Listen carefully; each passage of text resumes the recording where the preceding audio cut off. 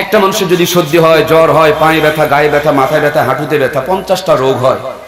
আর একটা একটা করে ডাক্তার যদি 50টা ঔষধ দেয়, তো রোগটা যেও বাঁচত 4 দিন আরো তাড়াতাড়ি আগেই মরবে। কথা বলেন ঠিক কিনা? কারণ 50টা ঔষধ খেলে রোগী আর ঠিক থাকতে পারবে। এই জন্য ডাক্তাররা গবেষণা করে একটা ঔষধ বানাইছে, নাম দিয়েছে অ্যান্টিবায়োটিক। একটা ঔষধ যদি খাই সব রোগের কাজ করে। কথা কি আমার বোঝা যায়? আমার ভাইয়েরা, যত আমাদের ভিতরে অন্যায় আমি তা নিয়ে যদি আলোচনা করি রাত কাটিয়ে যাবে, কিছুই বুঝাইতে পারবো না।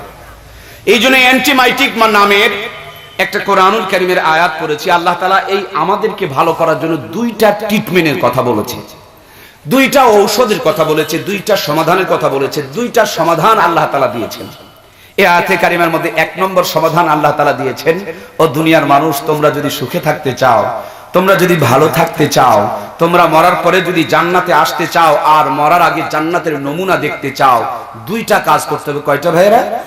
1 নম্বর কাজ আমার আল্লাহ তাআলা বলছেন, ইয়া আইয়ুহাল্লাযীনা আমানুত্তাকুল্লাহ, ও আমার আদরের ঈমানদার বান্দাবান্দীরা, আমি আল্লাহকে ভয় করো, ভয় করার মতো। ভয় করি, কিন্তু ভয় করার মতো করি, এই জন্যই কাম হইতেছে না। প্রত্যেকটা জিনিসের ভয় আছে। চৌকিদারের ভয় এক মতন, চেয়ারম্যানের ভয় আর এক মতন, মেম্বারের ভয় আর এক মতন, এমপির ভয় আর এক মতন, মন্ত্রীর ভয় এক মতন, প্রধানমন্ত্রীর ভয় আর এক মতন, পিঁপড়ার ভয় এক মতন, সাপের ভয় আর এক মতন, বিচ্ছুর ভয় এক মতন, সাপ আবার বিষধর হইলে আরো এক মতন ভয়। ভয় দিয়া দুনিয়ার মানুষগুলোকে কন্ট্রোল করার জন্য সরকার চৌকিদার বানালো। এই ভয় দেয়া কাম হয় না, তো আরো বেশি ভয়ওয়ালা পুলিশ বানাইলো। পুলিশও যখন ঘুষ খায় তখন বেছে বেছে আবার র্যাব বানালো। র্যাব দিয়ে যখন কাম হচ্ছে না, তখন আবার দুর্নীতির দমন কমিশন তৈরি করলো। ভয় দেয়া দেশের মানুষগুলোকে কন্ট্রোল করে ভালো করতে চায়। কিন্তু এই ভয় আর আল্লাহর ভয় আসমান জমিন পার্থক্য। পুলিশ সামনে দেখলে পিছনে দেখতে পারে, যখন জাগ্রত থাকে তখন দেখে, যখন ঘুমিয়ে যায় তখন নিজের খবরটুকু নিজে আর রাখতে পারে। কিন্তু এমন একজন সত্তা, এমন একজন মালিক, এমন একজন খালিক, এমন একজন বিধানদাতা, এমন একজন রব, যিনি সামনেও দেখেন, পিছনেও দেখেন, আলোতেও দেখেন, অন্ধকারেও দেখেন। এমনকি আপনার আমার কলিজার ভিতরে কোনো পাপ করার জন্য যদি চিন্তা ভাবনা করি, এই খবরটুকু পর্যন্ত রাখেন কে? আমার প্রাণপ্রিয় ভাইয়েরা, আজকেই শুধু নয়, আজ থেকে ১৫০০ বছর পূর্বে গোটা দুনিয়াটা যখন অন্ধকারে ছেয়ে গেছিল, এই দুনিয়ার মধ্যে সবচেয়ে খারাপ মানুষগুলো যখন আগমন ঘটেছিল, যারা ছিল মূর্খ, যারা ছিল বর্বর, যারা ছিল বেয়াদব, যাদেরকে জামানাকে বলা হতো আইয়ামে জাহিলিয়তের জামানা, মূর্খতার জামানা, বর্বরতার জামানা, কুসংস্কারের জামানা। যে জামানার মানুষগুলো এত বড় পরিমাণ বেয়াদব ছিল, যাদের নিজের মেয়েকে নিজের হাতে মরুভূমির মধ্যে জীবিত অবস্থায় তাজা সন্তানগুলোকে কবর দিয়ে দিত।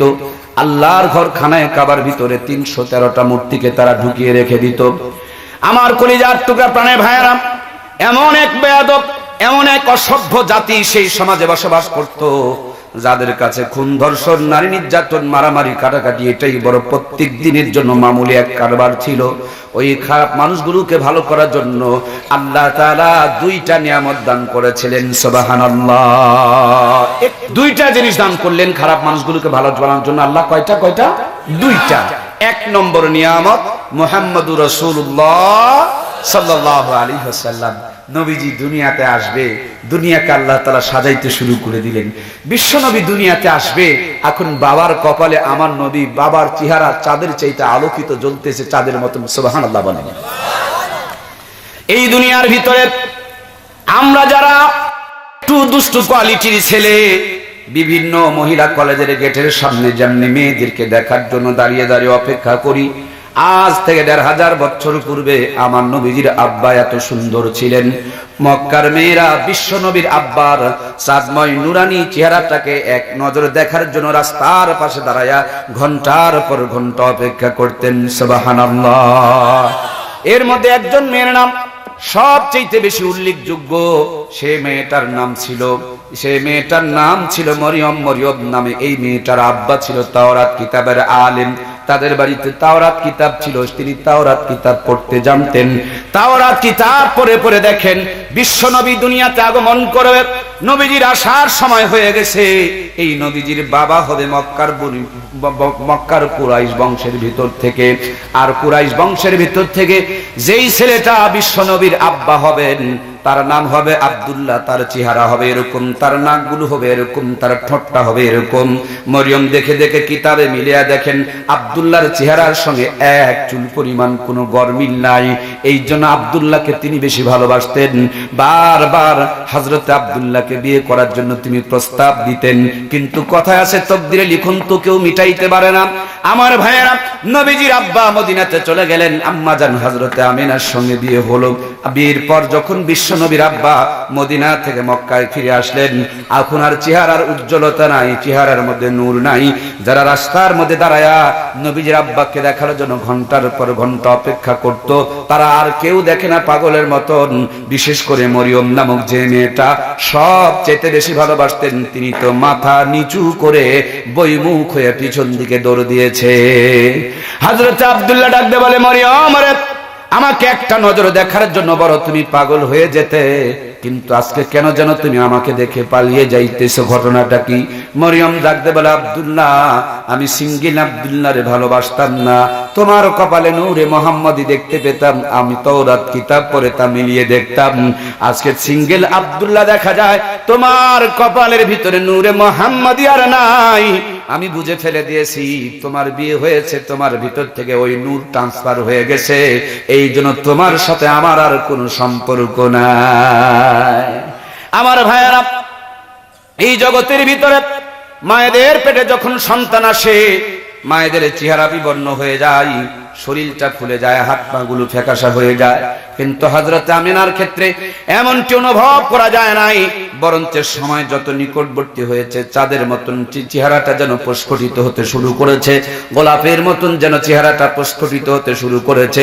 যেই ঘরের মধ্যে বিশ্বনবী জন্ম নিয়েছেন, ওই ঘরে আলোবিহীন ঘরটা আলোকিত হয়ে গেলেন, সুগন্ধবিহীন ঘরটা গন্ধময় হয়ে গেল। যেই ঘরে জন্মগ্রহণ করেছিলেন সেই ঘরে দুইজন মানুষ ছিলেন, একজন ছিলেন আমার নবীজির মা হযরতে আমিনা, আর একজন ছিলেন বিশ্বনবীর ফুবি আম্মা হযরতে সুফিয়া।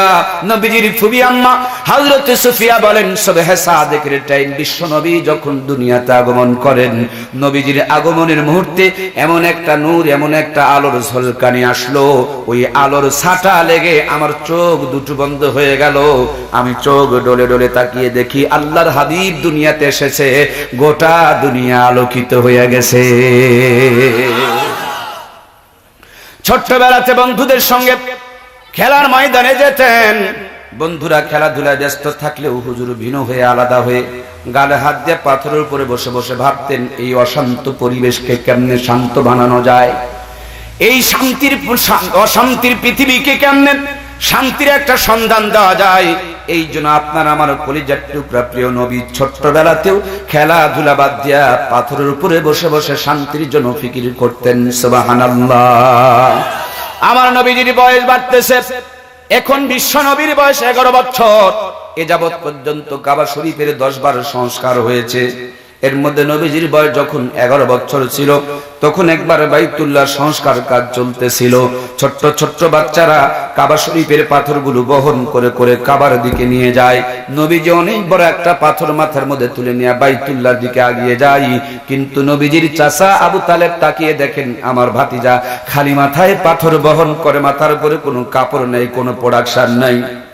নবীজির চাচা ভাবলেন ভাতিজা আমার ছোট্ট মানুষ, বুঝতে পারে নাই, এই জন্য খালি মাথায় পাথর বহন করে বাইতুল্লাহর দিকে নিয়ে যায়। আল্লাহর নবীর চাচা নবীজির পরনের কাপড়টা ধরে টান মেরে খুলে নবীজির মাথার উপরে দিয়ে দেওয়ার জন্য পরনের কাপড় ধরে যখন টান মেরেছেন, নবীজি চিন্তা করেন কাপড় যদি আমার খুলে যায় আমি তো ন্যাংটা হয়ে যাব, আমার ইজ্জত দেখা যাবে। শরমের কথা চিন্তা করে, শরমের আগাম অনুভূতিতে, শরমের টেনশনে কাপড় খুলে যাওয়ার আগেই বিশ্ব নবী অচেতন হয়ে কাবার চত্বরে পড়ে গেছে। সুবহানাল্লাহ। যে নবীর শরীর থেকে কাপড় খোলার আগে অচেতন হয়ে জমিনে পড়ে যায়, সে নবীর উম্মতেরা এখন কাপড় খুলে আর ছিঁড়ে ফেলে ইজ্জত দেখাইতে ব্যস্ত হয়ে গেছে। কথা বলেন ঠিক কিনা? নবীর মতে মত তাকে বলে নবীর উম্মত। যার মত নবীর সঙ্গে মিলবে না সেটা নবীর উম্মত হইতে পারে। আমরা কেমনে উল্টা পাল্টা চলতেছি ও বন্ধুরে। আমরা যখন জামা বানাই আমাদের জামাগুলো দেখবেন ফুল হাতা, ভাবির জন্য জামা বানাতে গেলে দেখবেন ওটুকু যদি না বলেন তাহলে বোবা শয়তানের খাতায় আপনাদের নাম চলে যাবে। আমাদেরটা ফুল হাতা, ভাবিরটা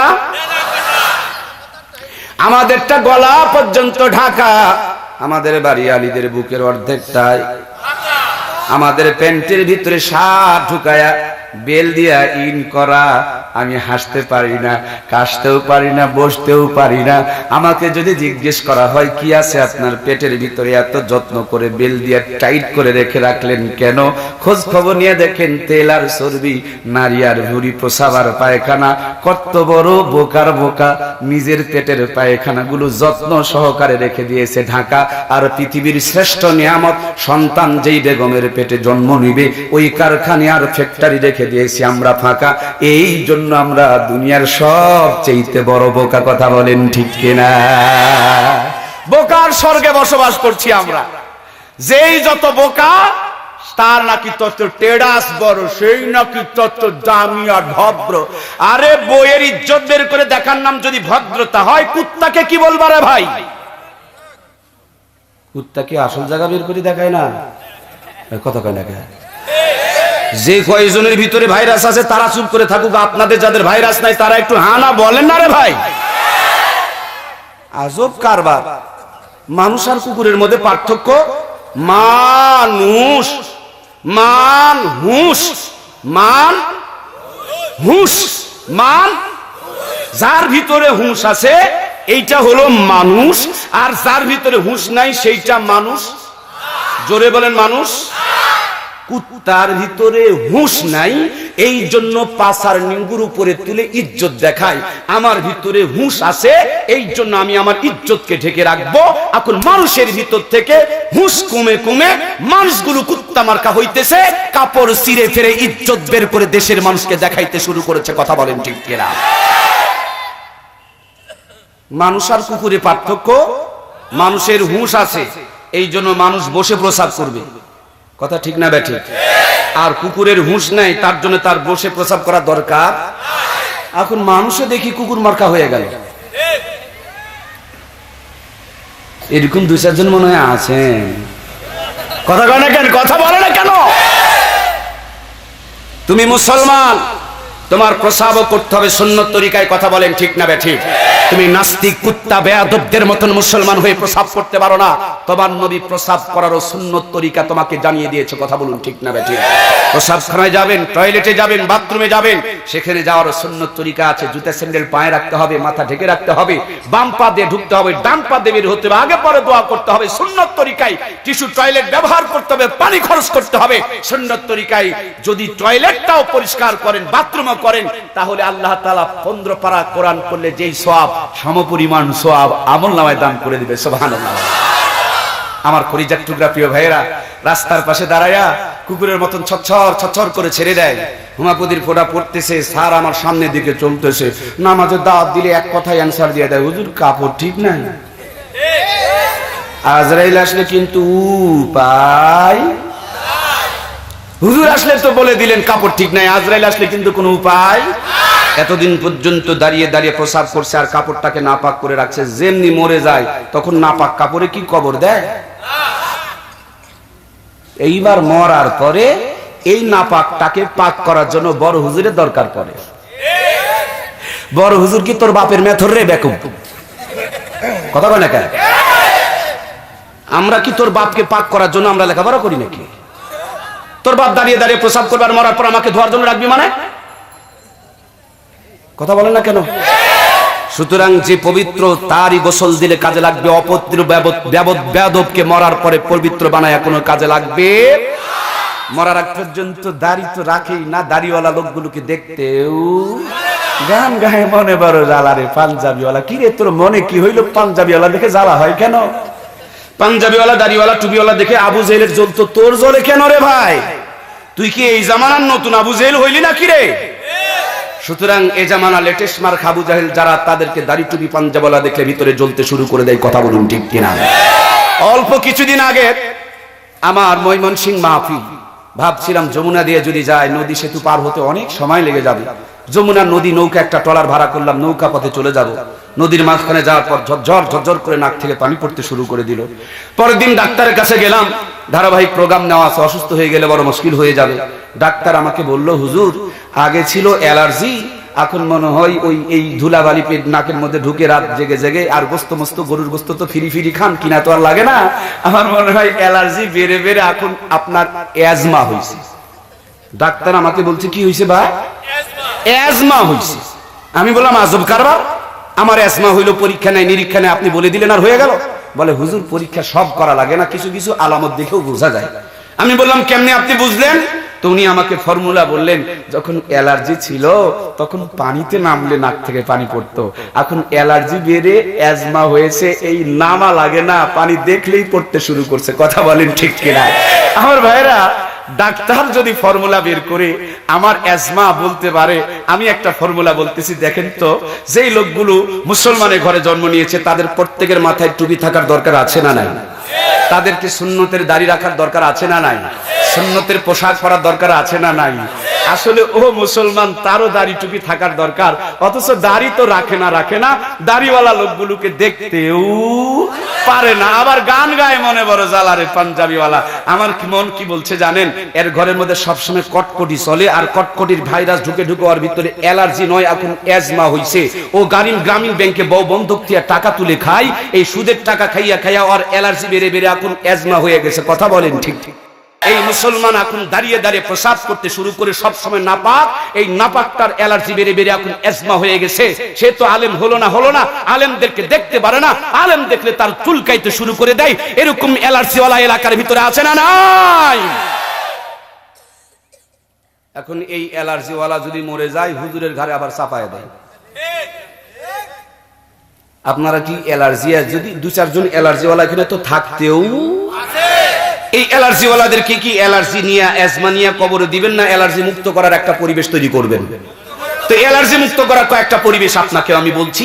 অ্যালার্জি যদি মুক্ত করতে চান, ওই লোকটাকে কাল থেকে মসজিদমুখী করান। অ্যালার্জি যদি মুক্ত করতে চান, ওই লোকটাকে মাদ্রাসামুখী করান। অ্যালার্জি যদি মুক্ত করতে চান, সেই লোকটা যদি তাবলিগ পছন্দ করে তাবলিগের চিল্লায় পাঠিয়ে দেন। অ্যালার্জি যদি মুক্ত করতে চান, সে যদি চরমনা পছন্দ করে চরমনার ময়দানে পাঠিয়ে দেন। অ্যালার্জি যদি মুক্ত করতে চান, এই লোকটাকে হজে পাঠিয়ে দেন, টাকা যদি বলা হয়। ভিতর থেকে যখন কোরআন ঢুকবে, হাদিস ঢুকবে, জিকির ঢুকবে, তাবলিগ ঢুকবে, অ্যালার্জির ভাইরাস কমবে, অ্যাজমার ভাইরাস কমবে, দাড়িবিহীন লোকটা দাড়িওয়ালা হয়ে যাবে, টুপিবিহীন লোকটা টুপিওয়ালা হয়ে যাবে, কোরআন বিদ্বেষী লোকটা কোরআনওয়ালা হয়ে যাবে, আলেমদের বিপক্ষে লোকটা আলেমদেরকে ভালোবাসতে শুরু করে দেবে। কথা বলেন ঠিক কিনা? আমার প্রাণপ্রিয় কলিজার টুকরা ভাইরা, আমার নাম কিন্তু বক্তা রাখে নাই, ওয়াজ নয়, ওয়াশ। কি হইতাছে? জোরে বলতে হবে, নো ওয়াজ। জিন্দেগিতে বহুত ওয়াজ শুনেছেন, আজকে ওয়াশ। কথা কি বোঝা যায়? কার ওয়াশ করবেন? খালেদা হাসিনা না নিজের? নিজের চরকায় তেল দাও, বাদ দিয়ে খালি মানুষেরটা চুলকায়, তাই না? এক আঙ্গুল দিয়ে তো মানুষকে দেখাইতেছো মুখ খারাপ, তুমুখ খারাপ, হামদে খারাপ, তামদে খারাপ, 4 আঙ্গুল নিয়ে তোমার দিকে, তোমার কবরে তোমাকে যেতে হবে। সুতরাং তুমি তোমার হিসাব মিলাও। কথা বলুন ঠিক কিনা? এই জন্য কলিজার টুকরা প্রিয় ভাইয়েরা, আল্লাহ বলছেন, ইয়া আইয়ুহাল্লাযীনা আমানুত্তাকুল্লাহ, আমি আল্লাহকে ভয় করো, ভয় করার মতো। ওয়ালা তামুতুন্না ইল্লা ওয়া আনতুম মুসলিমুন, ততক্ষণ পর্যন্ত মরিও না যতক্ষণ পর্যন্ত পূর্ণাঙ্গ মুসলমান হইতে না পেরেছো। আল্লাহ বলছেন মুসলমান হও মরার আগে, আর আমাদের দেশের বাটপার গুলোকেও মুসলমান বানানো হয় মরার। জোরে বলতে হবে, মরার। আল্লাহ বলছেন হও আগে, আমরা বানাইতেছি মরার পরে। পার্থক্য তো এই জায়গায়, মরার আগেই যেভাবে মরার পরে মুসলমান বানানো হচ্ছে, এটা যদি মরার আগে হয়ে যেত, এই লোকগুলো সব আল্লাহর জান্নাতের মেহমান হতে পারতো। কথা বলুন ঠিক কিনা? ভাইয়ের আমার, খারাপ মানুষগুলোকে ভালো বানানোর জন্য আল্লাহ তাআলা 2টা নিয়ামত দান করলেন। মুহাম্মদুর রাসূলুল্লাহ দুনিয়াতে আসলেন, 11 বছর বয়স, পোশাক ধরে টান মেরেছে, পোশাক খুলে যায় নাই। শরমের আগাম অনুভূতিতে বিশ্বনবী টেনশন করে অচেতন হয়ে গেছে। নবীজির চাচা কাবার সামনে দাঁড়ায়া 2খানা হাত উত্তোলন করে রাখতে বলে, কাবার মালিক, আমি বুঝতে পারি নাই আমার ভাতিজার পরনের কাপড়ে ধরে টান মেরেছি। যে মুহাম্মদের মুখের দিকে তাকায়া মক্কার মানুষগুলো স্বপ্ন নিয়ে বেঁচে আছি, আমাদের বংশের প্রতীক মুহাম্মদকে তুমি ফিরাইয়া দাও। নবীজি নড়ে চড়ে উঠলেন। আবু তালেব চোখের পানিগুলো মুছে বিশ্ব নবীর দুইটা ডানা ধরে দাঁড় করালেন। এরপর মাথার উপরে পুনরায় কাবা শরীফের পাথরটা তুলে দিলেন। আল্লাহর হাবিব পাথর বহন করছে আর বাইতুল্লাহর নির্মাণ কাজ চলতেছে। কাবা শরীফ গাঁথতে গাঁথতে এক বুক পর্যন্ত যখন গাঁথা হয়ে গেছে, কাবা শরীফের গায়ে এক বুক উঁচুতে হজর আসওয়াদ নামক একটা মুবারক মহামূল্যবান দামি পাথর লাগানো আছে। আল্লাহর বান্দার বান্দি ওই হজর আসওয়াদ পাথরে যদি চুম্বন খেতে পারে, মহান আল্লাহ ঠোঁটের মধ্য দিয়ে জিন্দেগির গুনাহগুলোকে টেনে নিয়ে মুহূর্তের ভিতরে নিষ্পাপ মাসুমার বেগুনা বানাইয়া দেয়। এই পাথরটা বড় সম্মানের পাথর, এই পাথরটি বড় মর্যাদার পাথর। আমরা যদি হজর আসওয়াদ নিয়ে কথা বলি 3 ঘন্টা সময় লেগে যাবে, মূল টার্গেট পর্যন্ত এগাতে পারবো না। পাথরটাকে এখন কাবা শরীফের গায়ে এক বুক উঁচুতে লাগাতে হবে। পাথর মাত্র একটা, লাগাতে চাই মক্কার সব মানুষ। এই নিয়ে বড় গন্ডগোল লেগে গেল। আবু জেহেল বলেন আমি লাগাবো, উতবা বলছেন আমি লাগাবো, সাইবা বলেন আমি লাগাবো। প্রত্যেকটা মানুষ লাগাইতে চায়, ব্যাপক সংঘাত বেড়ে গেল। এক পর্যায়ে সিদ্ধান্ত আসলো আগামীকাল যুদ্ধ হবে। যুদ্ধের পর যেই দল বিজয় অর্জন করবে, ওই বিজয়ী দল মহা আনন্দে আল্লাহর ঘরে হজর আসওয়াদ পাথরটাকে লাগাবে। আমার কলিজার টুকরা প্রাণীর ভাইয়েরা, এমন একটা পর্যায়ে গিয়া এমন এক পরিবেশ কায়েম হয়ে গেল, যুদ্ধের দামাবাবির দামামা বেজে উঠলো। বিশ্ব নবী ছোট্ট মানুষ 1 পা 2 পা করে হেঁটে কাবা শরীফের সামনে চলে আসলেন। বড় একটা পাথরের উপরে দাঁড়ায় 2খানা হাত উত্তোলন করে রাখতে বলেন, মক্কার মানুষেরা শোনো, ছোট্ট একটা ভালো কাজ করার জন্য লক্ষ লক্ষ মানুষকে তোমরা খুন করবা, আল্লাহর ঘরকে রক্ত দিয়া রঞ্জিত করবা, এটা মেনে নেওয়া যায় না। সভ্য ভদ্র কোনো মানুষের কাজ হতে পারে না। হজর আসওয়াদ পাথরকে নিয়ে রক্ত নিয়ে রঞ্জিত হবে, এটা মেনে নেওয়ার মতো নয়। এমন একটা পর্যায়ে বিশ্ব নবীর কণ্ঠে কথা শোনার পর মক্কার যত নেতা, যত লিডার, যত ক্যাডার সবার মাথা ঘুরে উঠলো। ওরা চিন্তা করে দেখলো মুহাম্মদের কথা তো বড় ভালো, কিন্তু আবু জেহেল চিন্তা করেন আমি বাদ দিয়ে অন্য কেউ যদি পাথর লাগায় আমার ইজ্জত থাকবে না, এই দুনিয়ার বুকে আমি আর মুখ দেখাইতে পারবো না। কথায় আছে না, বিচার মানে কিন্তু তাল গাছ আমার। ঠিক তেমনি ভাবে মক্কার মানুষগুলো বলল আমরাও শান্তি চাই, কিন্তু আমি বেঁচে থাকতে অন্য কারো হজর আসওয়াদ পাথর লাগানোর কোনো অধিকার নাই। সম্মানিত ভাইয়েরা, এমন এক ফিতনা, এমন এক গন্ডগোল বেঁধে গেল। আল্লাহর হাবিব বললেন আজকে যেহেতু আমাদের মেজাজ গরম, কেউ কারোর কথা শুনতে চাইতেছি না, সুতরাং আজকের মতন মুলতবি ঘোষণা করা হোক। আগামীকাল সকালবেলা সর্বপ্রথম যার চেহারাটা কাবা শরীফের সামনে দেখা যাবে, ওই লোকটা একটা সুন্দর সমাধান আমাদেরকে বলে দিবে। মক্কার মানুষজন ভাবলেন মুহাম্মাদের কথা বড় দামি, আজকের মতন মুলতবি করে রাত জেগে জেগে পরামর্শ করে দেখা যাক কেমনে অশান্তি বন্ধ করে, রক্তাক্ত বন্ধ করে গন্ডগোল মিটানো যায়। রাত জেগে জেগে পরামর্শ হলো, কিন্তু রেজাল্ট আসলো না। সকালবেলা কাউরো ঘরের দরজা খোলে না, আবু জেহেল ঘর থেকে বের হয় না। কারণ চিন্তা করেন আমার লোকজন আমার নেতৃত্ব মানবে, অন্য লোকজন তো আমার নেতৃত্ব মানবে। আমার যদি সবাই নেতৃত্ব না মানে তাইলে তো আমি সমাধান দিতে পারবো না। কেউ যখন ঘরের দরজা খোলে না, আপনার আমার কলিজার টুকরা প্রিয় নবী 1 পা 2 পা করে হেঁটে হেঁটে মাত্র 11 বছর বয়সে আল্লাহর ঘর কাবার সামনে চলে আসলেন। নবীজির নুরানি চেহারা দেখা মাত্র মক্কার জমিনে মহা আনন্দের বন্যা বইতে শুরু করে দিল। সমস্ত লোকজন ছুটে চলে আসলো, বিশ্ব নবীকে কোলে তুলে নিয়ে বুকে আর ঠোঁটে গালে চুমু দিয়ে ডাকতে বলে, মুহাম্মদ তুমি পারো আমাদের অশান্তি মিটায়া শান্তির এক পরিবেশ উপহার দিতে। আমার প্রাণের ভাইয়েরা, আল্লাহর হাবিব চিন্তা করলেন ছোট্ট একটা পাথর সবার হাতে দেওয়া যায় না, কিন্তু এই পাথর যদি সবাইকে না দিতে পারি তাহলে তো গন্ডগোল মিটানো যাবে। এই জন্য নবীজির গায়ে একটা চাদর ছিল, সাদা চাদরটা খুলে বাইতুল্লাহর সামনে মাথাপের উপরে বিছিয়ে দিলেন। ছোট্ট হজর আসওয়াদ পাথরটা চাদরের উপরে রেখে দিলেন। যত নেতা, যত লিডার, যত ক্যাডার, ছোট্ট পাথরে তো আর ধরা সম্ভব নয়, কিন্তু চাদরে রেখে দিলে অনেক মানুষের ধরার ব্যবস্থা হয়ে গেছে। জোরে বলুন সুবহানাল্লাহ। সকলে যখন ধরেছে, এই চাদরকে নিয়ে বাইতুল্লাহর দিকে রওনা করেছে। আল্লাহর নবী নিজের হাতে কাবার গায়ে হজর আসওয়াদ পাথরটুকু লাগিয়ে দিয়েছে। যেই নবী 11 বছর বয়সে গায়ের চাদর খুলে মক্কার জমিনে গন্ডগোল মিটায়, আর সেই নবী এখন কোরআন পড়ে, হাদিস পড়ে, ফিকহ পড়ে গন্ডগোল খালি বের করার জন্য, গন্ডগোল লাগানোর জন্য লেখাপড়া করে বেড়ায়। এরকম হুজুর আছে না নাই? নবীজি গন্ডগোল মিটায় আর আমরা গন্ডগোল, অথচ আমরাও জানি ওয়াতাসিমু বিহাবলিল্লাহি জামিয়া, আমরাও জানি হাদিসের মধ্যে আমার নবী বলেছেন গোটা দুনিয়ার মুসলমান হলো একটা দেহের মতন। শরীরে যদি কাঁটা ফুটে আমি যেখানেই ফুটুক জানতে পারবো কি পারবো না? ইরাকে মরুক, আফগানিস্তানে মরুক, চীনে মরুক, জাপানে মরুক, ভারতে মরুক আর বার্মায় মরুক, মুসলমান যদি মরে আরেকজন মুসলমানের কলিজায় কষ্ট শুরু হয়ে যাবে। কথা বলেন ঠিক কিনা? আওয়ামী লীগের কোন মুসলমান যদি মরে, বিএনপির কোন মুসলমান যদি মরে, জামাত ইসলাম অথবা জাতীয় পার্টি, তাবলিগ আর পাবলিক, লম্বা টুপি আর খাটো টুপি, দল্লিন আর জল্লিন, যে কোনো দলের মুসলমান যদি মরে আরেকজন মুসলমান ব্যথায় ব্যথিত হবে। এটা হলো ইমানদারের পরিচয়। কথা বলুন ঠিক কিনা? ওই ইমানের ভিতরে যদি ভাইরাস ঢুকে পড়ে, প্যারালাইসিস নামক একটা রোগ আছে আমার ভাইরা, প্যারালাইসিস। এই প্যারালাইসিস যদি কারো হয়, এই লোকটার দেখবেন হাত পা অবশ হয়ে যায়, তখন হাত পার কাজ করে না, সুই ঢুকায় দিলেও জানতে পারে না। আমার মন বলতেছে ও মুসলমান, আজকে কোরআন থেকে দূরে সরে যাওয়ার কারণে, নামাজকে ছেড়ে দেওয়ার কারণে, সুন্নতের আদর্শ থেকে পিছনে সরে যাওয়ার কারণে মুসলমানের ভিতরে ইমানের প্যারালাইসিস হয়ে গেছে। চোখের সামনে আরেকজন মুসলমানকে মারতেছে, একটু দ্বিধাবোধ করে না। কথা বলেন ঠিক কিনা? আগে যদি গ্রামে একজন কেউ মারা যেত, গোটা গ্রাম এক মাস পর্যন্ত শোকের বাতাস বইতো। এখন কেউ যদি মরে যায় আরেকজনের ভিতরে কোনো চেতনা নাই, বরঞ্চ একজন আরেকজনকে মেরে মিষ্টি খাই, আনন্দ করে লাফালাফি শুরু করে দেয়। কথা বলুন ঠিক কিনা?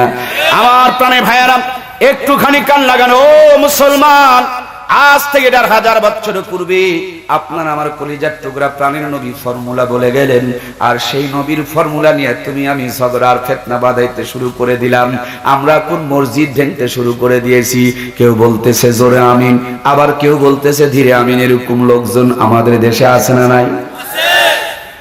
আমি জন্ম নিয়েছি আহলে হাদিসের ঘরে, আমি লেখাপড়া করেছি হানাফি মাদ্রাসায়, হাটাজারি মাদ্রাসায়।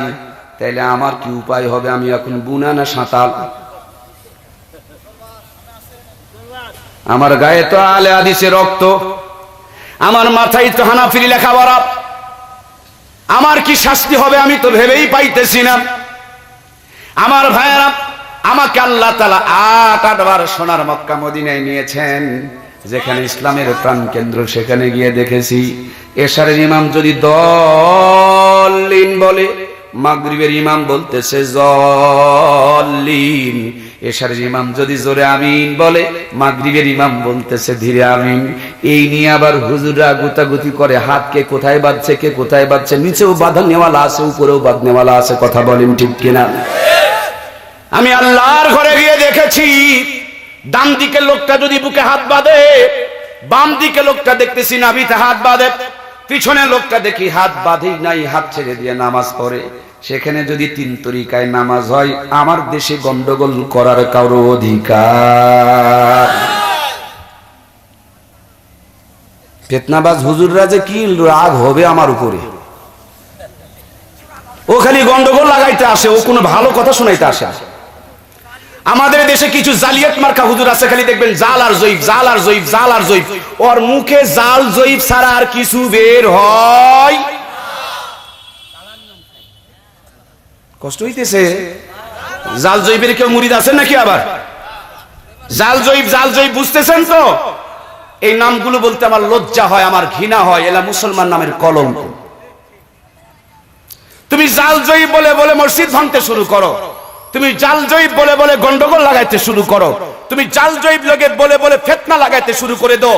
ও মুসলমান, ইসলামের দিনে জাল জয়ীফ নয়, জাল জয়ীফ ছেড়ে দিয়ে ঐক্যের পক্ষে কাজ করা সকলের দরকার। কথা বলেন ঠিক কিনা? আপনারা রাজশাহীর মানুষ, শিক্ষিত মানুষ, কলিজার টুকরা ভাইয়েরা, এদেশের মধ্যে হিন্দুদের ধর্ম একটা, খ্রিস্টান ধর্ম আর একটা, বৌদ্ধ ধর্ম আর একটা, 3 ধর্মের লোক এক জায়গায় হইয়া পরিষদ বানাইছে, ঐক্য পরিষদ। 3 ধর্মের লোকের যদি একটা পরিষদ হইতে পারে, এই কপাল পোড়া মুসলমান জাল জয়ীফ ছড়িয়ে দিয়ে কি তাদের ঐক্য পরিষদ করার দরকার আছে না নাই? জোরে কথা বলতে হবে, নইলে জবানে প্যারালাইসিস হবে। কথা বলেন, ঐক্য হওয়ার দরকার আছে না নাই? এই বেকুবার বেয়াদবের দল লম্বা টুপি আর খাটো টুপি নিয়ে ফিতনা কেন? টুপি হলেই তো চলে। কথা বলে না কেন? টুপি যারা পরে না তাদেরকে কিছু বল। জোরে আমিন বলুক আর ধীরে আমিন বলুক, নামাজ তো পড়ে, নামাজ সেইটা পড়ে না তাকে কিছু বল। সেদিকে তো বলতে পারিস না, খালি মসজিদ ভাঙার জন্য চক্রান্ত শুরু করে দিয়েছো, তাই না? তুমি কত টাকা বেতন পাও নাস্তিকদের? কয় টাকার বিনিময়ে ফিতনাগুলো সাপ্লাই করে বেড়াও। আজ পৃথিবীতে মুসলমানকে টিকতে হলে ঐক্য হওয়া ছাড়া সামনে কোনো রাস্তা নাই। কথা বলুন ঠিক কিনা? আজকের এই মাহফিল থেকে মহান আল্লাহর কাছে আমরা প্রার্থনা জানাই, গোটা পৃথিবীর মুসলমানগুলোকে যেন আল্লাহ মেহেরবানি করে এক বানায়া দেয়। জোরে বলুন আমিন। আর কিছু লাগবে না, আর কিছু লাগবে না, আল্লাহ সব নিয়ামত দিয়েছে, খালি ঐক্যবদ্ধ হতে পারছি না। কথা বলুন ঠিক কিনা? তেলের খনিগুলো আমার মুসলমানদের দেশে, অস্ত্রের ঝনঝনানি বলেন তাও অস্ত্রের দিক থেকে মুসলমানরাই এগিয়ে, বিজ্ঞান বলেন তাও আমরা এগিয়ে, কম্পিউটার বলেন সেটা তো আমরা এগিয়ে, চিকিৎসার ক্ষেত্র বলেন সেখানেও আমরা এগিয়ে। শুধু এক জায়গায় পিছিয়ে, সেখানে ঐক্যবদ্ধ জায়গাতে এগিয়ে নাই, বরঞ্চ আমরা ফিতনা লাগাই। কথা বলেন ঠিক কিনা? আমার প্রাণপ্রিয় কলিজার টুকরা ভাইয়েরা, কেউ বলছে জোরে আমিন বলতেই হবে, কেউ বলতেছে ধীরে আমিন বলতেই হবে। মাঝে মাঝে আবার দেখবেন, ওই যে কিছুদিন আগে শুনছিলাম পাবনাতে মারামারি লাগছে, এক দল দল্লিন আর এক দল হলো জল্লিন। একজনকে ধরছে, এই বেটা তুই দল্লিন না জল্লিন? ও বলছে ভাই আমারে মাফ করবেন, আমি নামাজই পড়ি না। আমাদের এই গুতাগুতি দেখে এখন সমাজের অবস্থা এরকম হয়ে গেছে। কথা বলেন ঠিক কিনা?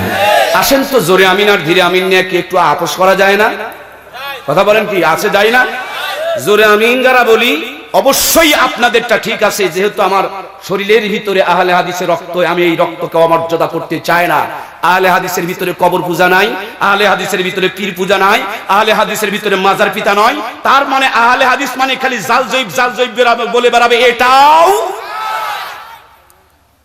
আহলে হাদিসরা ঠিক আছে।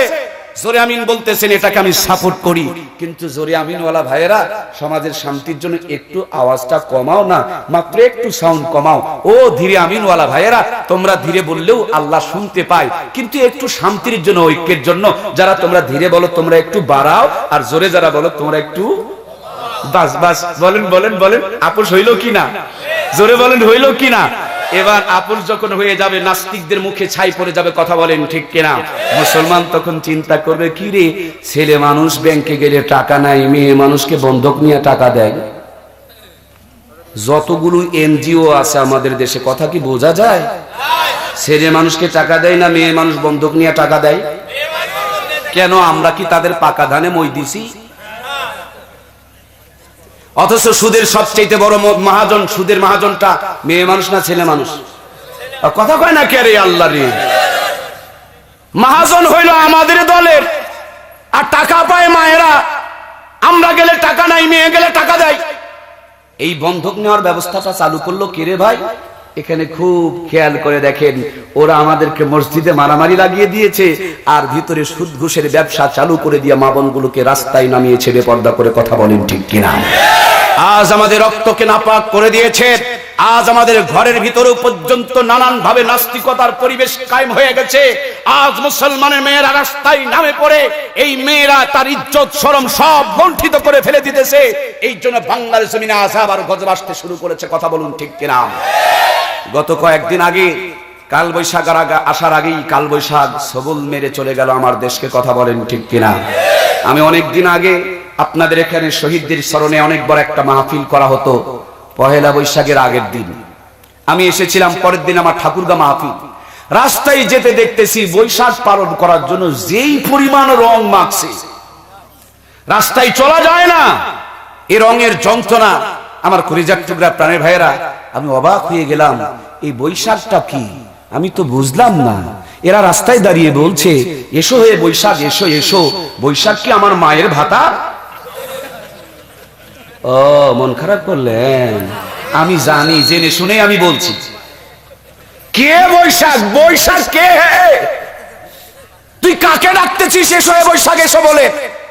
তুই মুসলমান কোন নাস্তিক বেঈমানের মতন রাস্তায় দাঁড়িয়ে শিরিকের মতন পাপ করতে পারো? তুমি শুধুমাত্র কেবলমাত্র ডাকবে একজনকে, তিনি হলেন কে? এই বৈশাখ আমার কল্যাণ দিতে পারে না, অকল্যাণ করার ক্ষমতা রাখে। বৈশাখ হলো তাদের একটা পূজা, সেই পূজায় তারা হাতি বানায়, সেই পূজায় তারা ঘোড়া বানায়, সেই পূজায় তারা এসো হে বৈশাখ এসে বসে বলে তাদের দেবতাকে তারা স্মরণ করে। আজ মুসলমানের ঘরে জন্ম নিয়ে আমাদেরকে সেই মূর্তি পূজার মধ্যে তারা ঢুকিয়ে দিতে চায়। কথা বলেন ঠিক কিনা?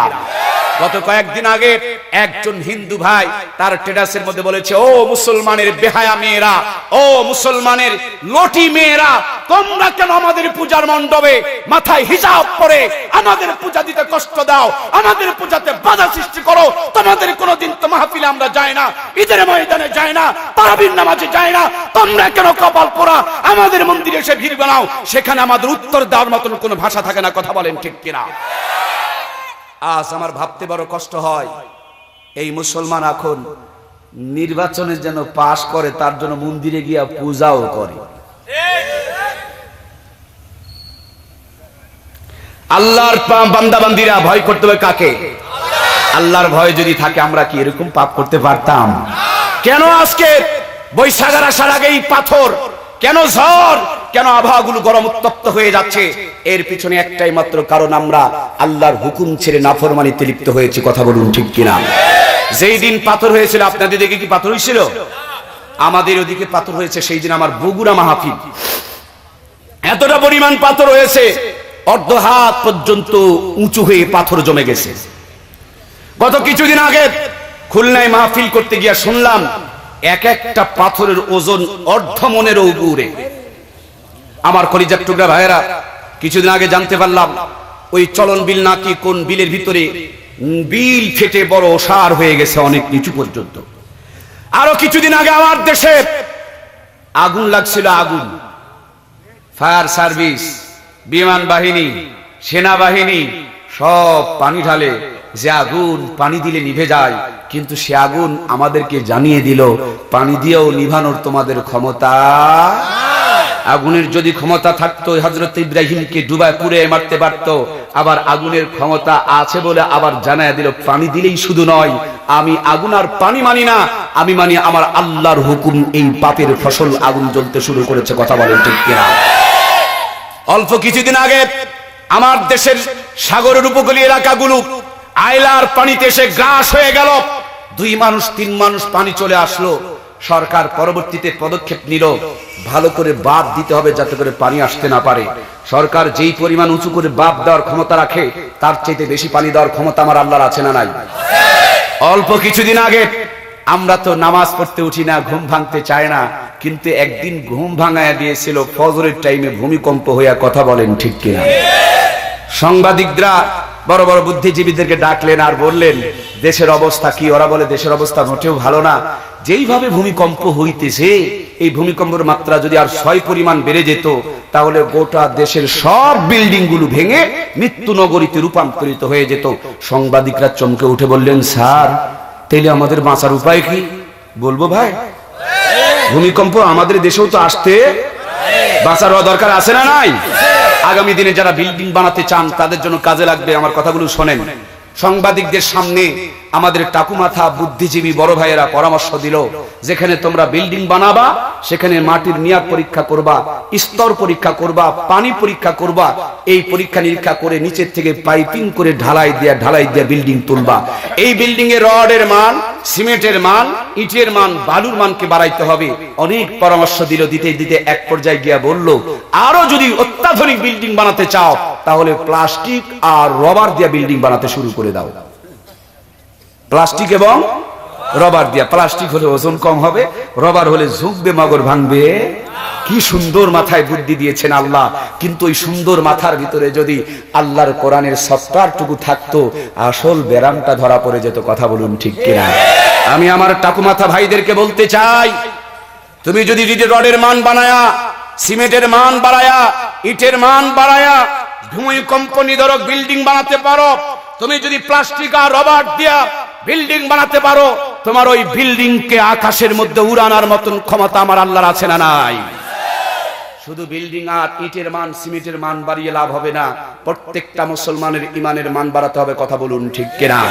আজকে সাংবাদিকরা খুঁজে পায় না ভূমিকম্প হয় কেন, আজকে গোয়েন্দা বাহিনী খুঁজে পায় না ভূমিধস হচ্ছে কেন, আজকে প্রশাসন খুঁজে পায় না আমার দেশে ঝড় বৃষ্টি আসছে কেন, আজকে আমার দেশের বুদ্ধিজীবীরা খুঁজে পায় না আমার দেশে আয়লা সবল মারে কেন, আজকে আমার দেশের জ্ঞানীগুণী খুঁজে পায় না আমার দেশে শিলাবৃষ্টি পাথর হয় কেন, আজকে আমার দেশের বুদ্ধিজীবী খুঁজে পায় না আগুনে পানি ঢালা হয় তারপরে আগুন নিভতেছে না কেন। কিন্তু আজ থেকে ১৫০০ বছর পূর্বে কোরআনুল কারীমের ভিতরে আল্লাহ তাআলা সুন্দর করে জানিয়ে দিয়েছে তাদের মাথায় কোরআনের মাল নাই, এই জন্য তারা ব্যারাম ধরতে পারে আমার আল্লাহ তাআলা আজ থেকে ১৫০০ বছর পূর্বে কোরআনুল কারীমের ভিতরে জানিয়ে দিলেন জাহারাল ফাসাদু ফিল বাররি ওয়াল বাহরি বিমা কাসাবাত আইদিন নাস। জলে এবং স্থলে যতটা পরিমাণ শান্তি দেখছো আল্লাহ বলেন সব হলো তোমাদের হাতের কামাইয়ের ফসল। আমার কলিজার টুকরা প্রাণের ভাইয়েরা, তাহলে কয়েকদিন আগে পাথর হয়ে গেল, এটাও আমাদের কামাই ছিল পাপের কারণে, কথা বলেন ঠিক কিনা? ওই যে আগুন লেগেছে পানি ঢালতেছে তারপর আগুন দাও দাও করে জ্বলছে, এই আগুন নয়, এটা আমাদের পাপের ফসল, কথা বলেন ঠিক কিনা? অল্প কিছুদিন আগে আইলা এসে আমার দেশকে ডুবায় চলে গিয়েছিল, সেটাও ছিল হাতের কামাইয়ের ফসল। সুতরাং শিলাবৃষ্টি, শিলাপাথর, ভূমিকম্প, ভূমিধস, ঘূর্ণিঝড় যা কিছু আসতেছে এ হলো পাপের ফসল। পাপগুলো যদি কমে যায় অটোমেটিকলি আল্লাহর রহমত আর বরকত আমাদের কাছে আসতে শুরু করে দিবে, কথা বলুন ঠিক কিনা? আমার ভাইয়েরা, ইসলামের সোনালী যুগে এই দুনিয়ার বুকে তারা চিরন্ত চিরসত্য নজির স্থাপন করে গিয়েছেন। নবীজির পরে হযরত আবু বকরের পরে হযরত ওমর যখন মদিনার প্রধানমন্ত্রীর দায়িত্ব পালন করতেছেন, আমিরের দায়িত্ব পালন করছেন, হঠাৎ করে মদিনার মধ্যে ভূমিকম্প চলে আসলো। নবীজির রওজা সহ পুরা মদিনা শরীফ কাঁপতে শুরু করে দিল।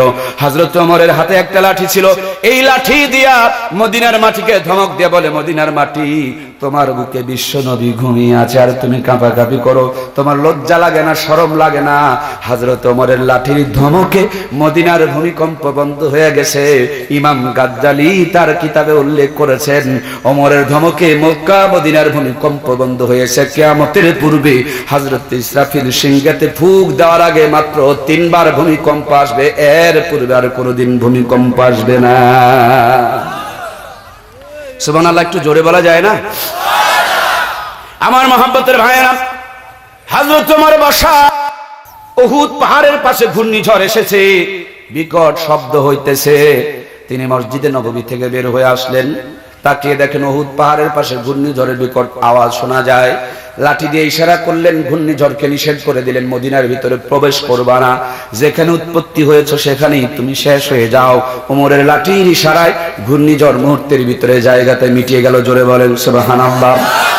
সেই ওমর মার্কা ইমাম যদি থাকে, আমার দেশটা পরিবর্তন হয়ে যেতে, শান্তির স্বর্গরাজ্য হয়ে যেতে বেশি সময় লাগবে না। ওমরের জামানায় মিশর যখন দখল হয়ে গেল, মিশরের মধ্যে একটা কুপ্রথা ছিল, পুরা মিশরের মানুষগুলোতে এমনি দেখতে সুন্দর, কারণ ওই মিশরের মধ্যে আল্লাহ দুনিয়ার সুন্দর মানুষ হযরত ইউসুফকে পাঠিয়েছিলেন। সুবহানাল্লাহ। হজের সফরে গিয়া মিশরের মানুষগুলোকে চেনার জন্য কষ্ট করতে হয় নাই, ওদের চেহারা দেখলে বোঝা যায় এটা মিশরের মানুষ। বন্ধুরা আমার, এমনি তো মিশরের মানুষগুলো সুন্দর, পুরা মিশরের মধ্যে যে মেয়েটা সবচেয়ে বেশি সুন্দরী, ওই মেয়েটাকে সুন্দর করে সাজুগুজু করায়া, আপনাদের এ পাশে মনে হয় কোথাও একটা বড় নদী আছে, পদ্মা নদী তো পাশে আছে, এই পদ্মা নদীর দেখবেন যে জায়গাতে পানি পলট খায়, পেঁচ লাগে, তার মানে যেটাকে সম্ভবত দও বলা হয়, অথবা পানি যেখানে পাক খায়, এরকম একটা জায়গায় মিশরের সবচেয়ে সুন্দরী মেয়েটাকে ঢাকঢোল পিটায়া মহা আনন্দ করে ওই জায়গাতে ভোগ দেওয়া হতো। ওরা বলতে, এটা ভগবানকে ভোগ দিলাম, তার জন্য ভগবান আমাদেরকে পানি দিবে। হযরত ওমরের কানে যখন খবর চলে গেল, হযরত ওমর জানিয়ে দিলেন, না না, একটা জীবিত মেয়েকে এভাবে পানির মধ্যে মেরে ফেলে দেওয়া যায় না, ইসলাম এটাকে সাপোর্ট করে না, এটা অনেক বড় অন্যায়, এরকম অন্যায় মুসলমানের দেশে হতে দেওয়া যাবে। আমার ভাইরা, অন্যায় বন্ধ হয়ে গেল, মিশরের নীল নদের পানির স্রোত কমে গেল, আবাদ সুবাদ বন্ধ হয়ে গেল। মিশরের লোকজন বলতে শুরু করে দিল, মুসলমানদের দেশে মিশর, মুসলমানদের দখলে মিশরে চলে এসেছে, মিশরের আবাদ সুবাদ কমে গিয়েছে, এখন তো দুর্ভিক্ষ বিরাজ করতেছে, আমাদের দেশ ছেড়ে পালিয়ে যেতে হবে। এই খবর যখন মিশরের গভর্নর হযরত ওমরের কাছে পাঠিয়ে দিলেন, আল্লাহর পয়গম্বরের অত্যন্ত মহব্বতের সাহাবী হযরত ওমর রাদিয়াল্লাহু তাআলা আনহু এক খণ্ড কাগজ আর কলম হাতের মধ্যে তুলে নিয়ে মিশরের নীল নদ বরাবর সুন্দর করে একটা চিঠি পাঠিয়ে দিলেন। এই খবরটা যখন মুনাফিকদের কানে চলে গেল, মুনাফিকরা বলতে শুরু করে দিল, পাগলে কি না কয় আর ছাগলে কি না খায়। ওদের নেতাও ছিল পাগল, ওদের বর্তমান নেতাও পাগল, ওদের গভর্নরও পাগল। কত বড় পাগল হইলে নদীর কাছে চিঠি লিখতে পারে। এই জামানার বুদ্ধিজীবীর নামে বুদ্ধি প্রতিবন্ধী যারা, যাদের মাথায় বুদ্ধি বলতে কিছুই নাই, অথচ বিদেশিদের দালালি করে বেড়ায়, এরাও তেমনি ভাবে আলেমদেরকে হুজুরদের দেখে অবজ্ঞা করতে শুরু করে দেয়। কথা বলেন ঠিক কিনা? এরা বলে হুজুরা ফু বিক্রি করে খায়, হুজুরা পানি পড়া দিয়া খায়। এরা বলে পেটে যদি ব্যথা হয় মুখে ফু দিয়া কি কাম হবে রে ভাই। সেই জন্য তারা বলে আমরা ফু ফা বিশ্বাস করি, মুখের কথা দিয়া কোনো কাজ হবে। এরকম এক বুদ্ধি প্রতিবন্ধীর পাল্লায় পড়ে গেছিলাম। ট্রেনের সফরে আমার যাচ্ছিলাম খুলনার ভিতরে, এক বুদ্ধি প্রতিবন্ধী বলছিল, হুজুর আপনারা যে পানি পড়া দিয়া খান, পেটে ব্যথা হলে কি পানি পড়া দিয়া কাজ হয়? এই মুখের কথাই কি পেটের ব্যথা ভালো হয়ে যায়? আমি বললাম মুখে যদি পাওয়ার থাকে ভালো হতে পারে, কোনো সমস্যা? ও বলছে কখনোই নয়। তার সঙ্গে কয়েকজন যোগ দিয়া দিল, আমাকে কোলঠাসা করে ফেলে দিল। এক পর্যায়ে তাদের যত বক্তৃতা ছিল সব বক্তৃতা দিয়া হুজুরকে পানসার করতে যতটুকু লাগে ততটুকু পর্যন্ত করে ফেললো। আমার আর ওখানে থাকার মতন কোনো উপায় নাই, আমি নিরুপায় হয়ে নিজের সেট ছেড়ে দিয়ে চলে যাব। এমন সমর্থে খালি দাঁড়িয়ে বললাম, আপনি একটা আস্ত জিন্দা বেয়াদব। জয় কইছি জিন্দা বেয়াদব। লোকটা ছিল ভদ্রলোক, বুদ্ধি প্রতিবন্ধী, স্প্রিং এর মতন দাঁড়িয়ে গেল। ওর সঙ্গে লোকগুলো তার সঙ্গে সাপোর্ট দিয়ে বলল, আপনি এত বড় একজন ভদ্রলোক, প্রফেসর মানুষকে বেয়াদব বললেন, আপনার তো সাহস কম নয়। ওরা পায়ে থেকে জুতা খুলে আমাকে মারতে যায়। আমি ডাকতে বললাম, প্লিজ 1 মিনিট ওয়েট, একটু খালি আমাকে সময় দেন। ভাই আমি কি আপনারে মারছি?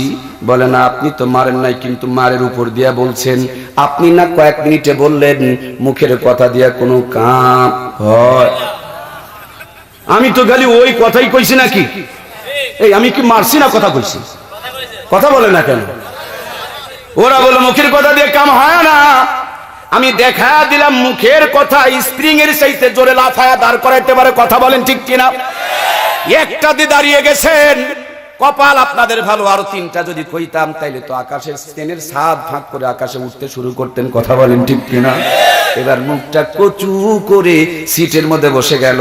যেই চলে গেলাম খুলনা পর্যন্ত, আর একটা বার জবান খুলে কথা বলার সাহস কলিজায় জুটলো না।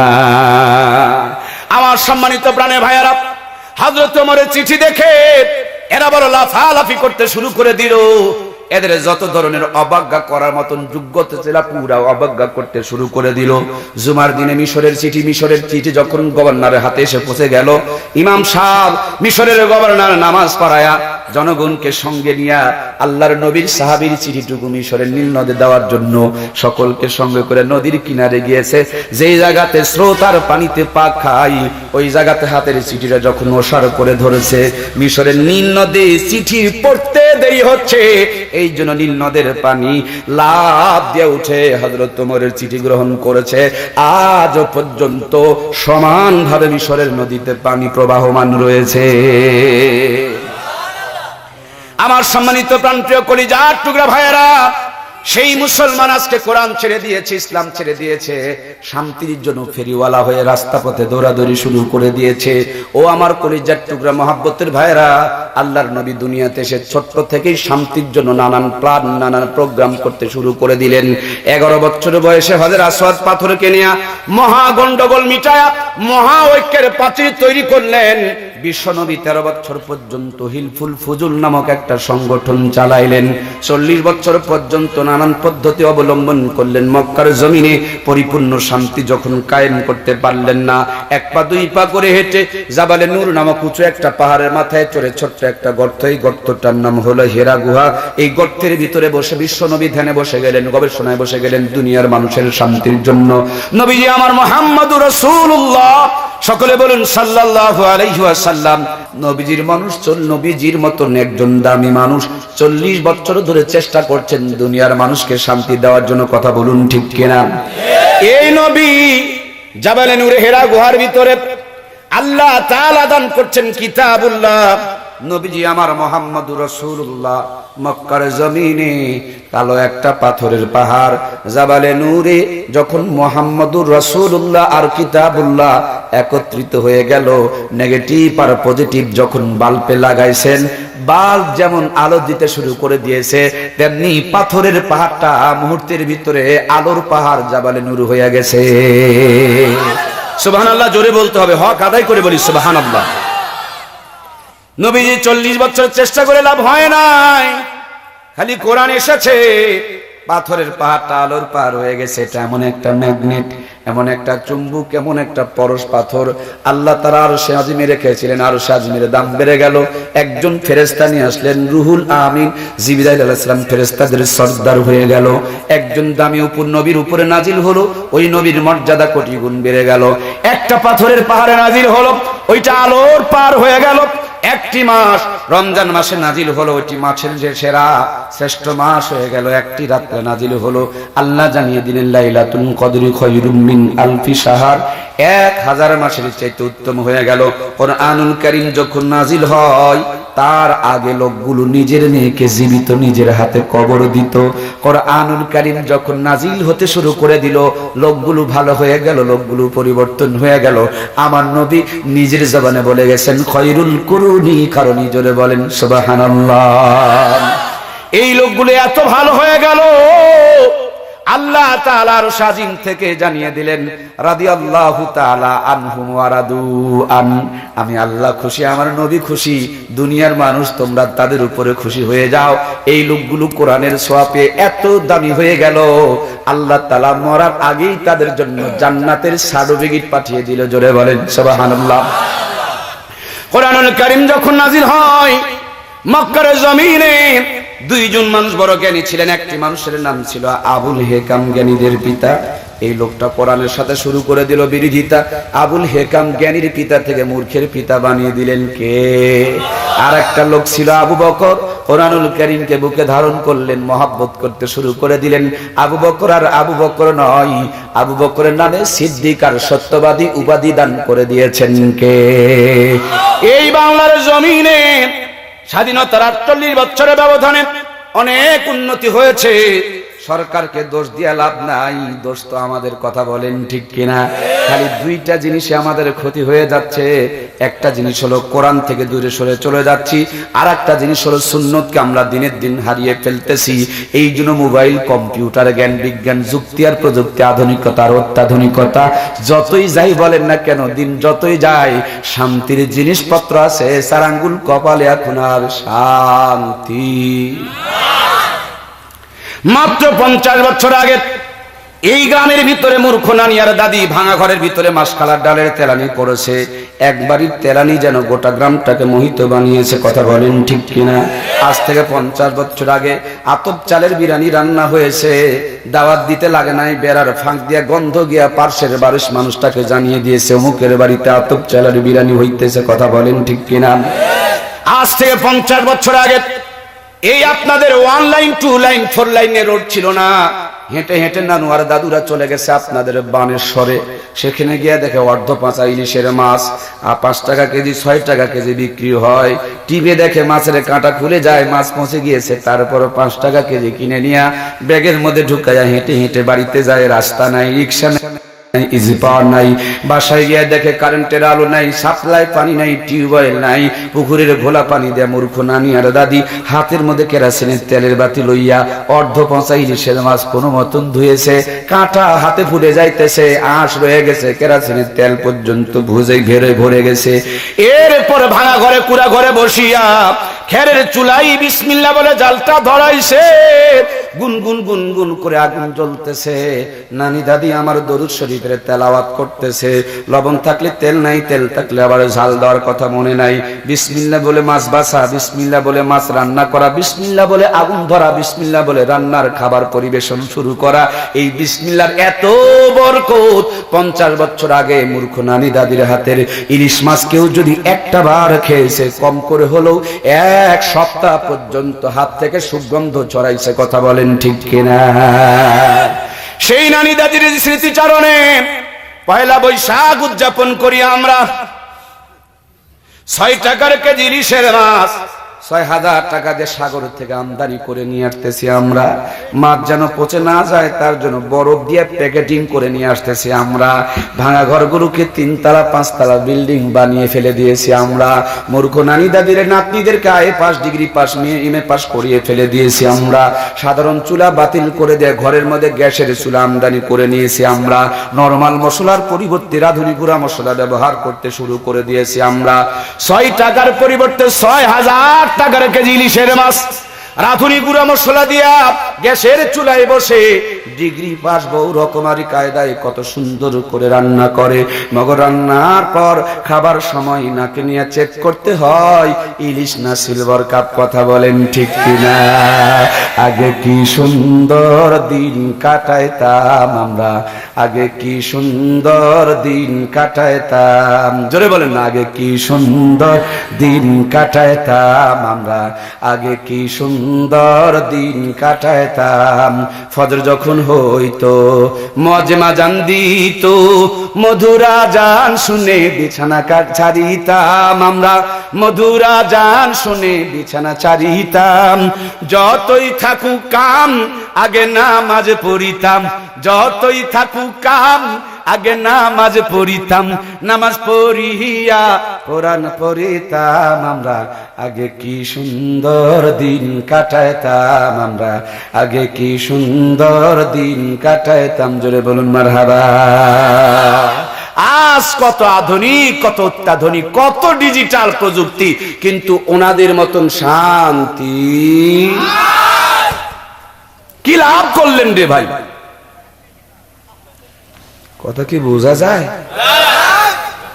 ওয়াজ হইতেছে না কিন্তু ওয়াশ বহুত উন্নতি করলেন। ইলিশ মাছের স্বাদ কোথায় হারাইলেন? মাসকালার ডালের তেলানি কেন ফেয়ে চলে গেল? আজ আতপ চালের বিরিয়ানিতে কেন মজা নাই? এখনকার জামানায় এত শিক্ষিত তাও কেন দেশে শান্তি নাই? অথচ আজ থেকে 50 বছর আগে আমার দেশে মূর্খ মানুষগুলো বসবাস করত, দেশটা শান্তিতে পরিপূর্ণ ছিল। কথা বলুন ঠিক কিনা? আমার প্রান্তীয় কলিজার টুকরা ভাইয়েরা, পদ্মা নিশিন মমতাময়ী আমার আম্মা জানেরা, আজ থেকে 50 বছর আগে এদেশের মধ্যে প্রধানমন্ত্রী মেয়ে মানুষ ছিল। বিরোধী দলের চেয়ারেও আমার আম্মা জানেরা ছিলেন। এখন তো ডিজিটাল জামানা, ওনারাই প্রধানমন্ত্রী, তারাই আবার বিরোধী দলের নেত্রী। একটাই মাত্র আমার বুড়া চাচা ছিল, এরশাদ চাচা, হাসপাতালের বেঁধে ঢুকে ঢুকে মরতেছে। এখন চাচাকে গুতা মেরে নাকি চাচি নাঙ্গলের মুঠা ধরছে। তার মানে দামি দামি 3টা চেয়ার খালাম মারাই লইছে। কথা কয় না কে? আমরা পুরুষ হইলেও মাগি মার্কা পুরুষ। আমরাই তো বললে কোনো সমস্যা নেই। ওয়াশ নো ওয়াশ,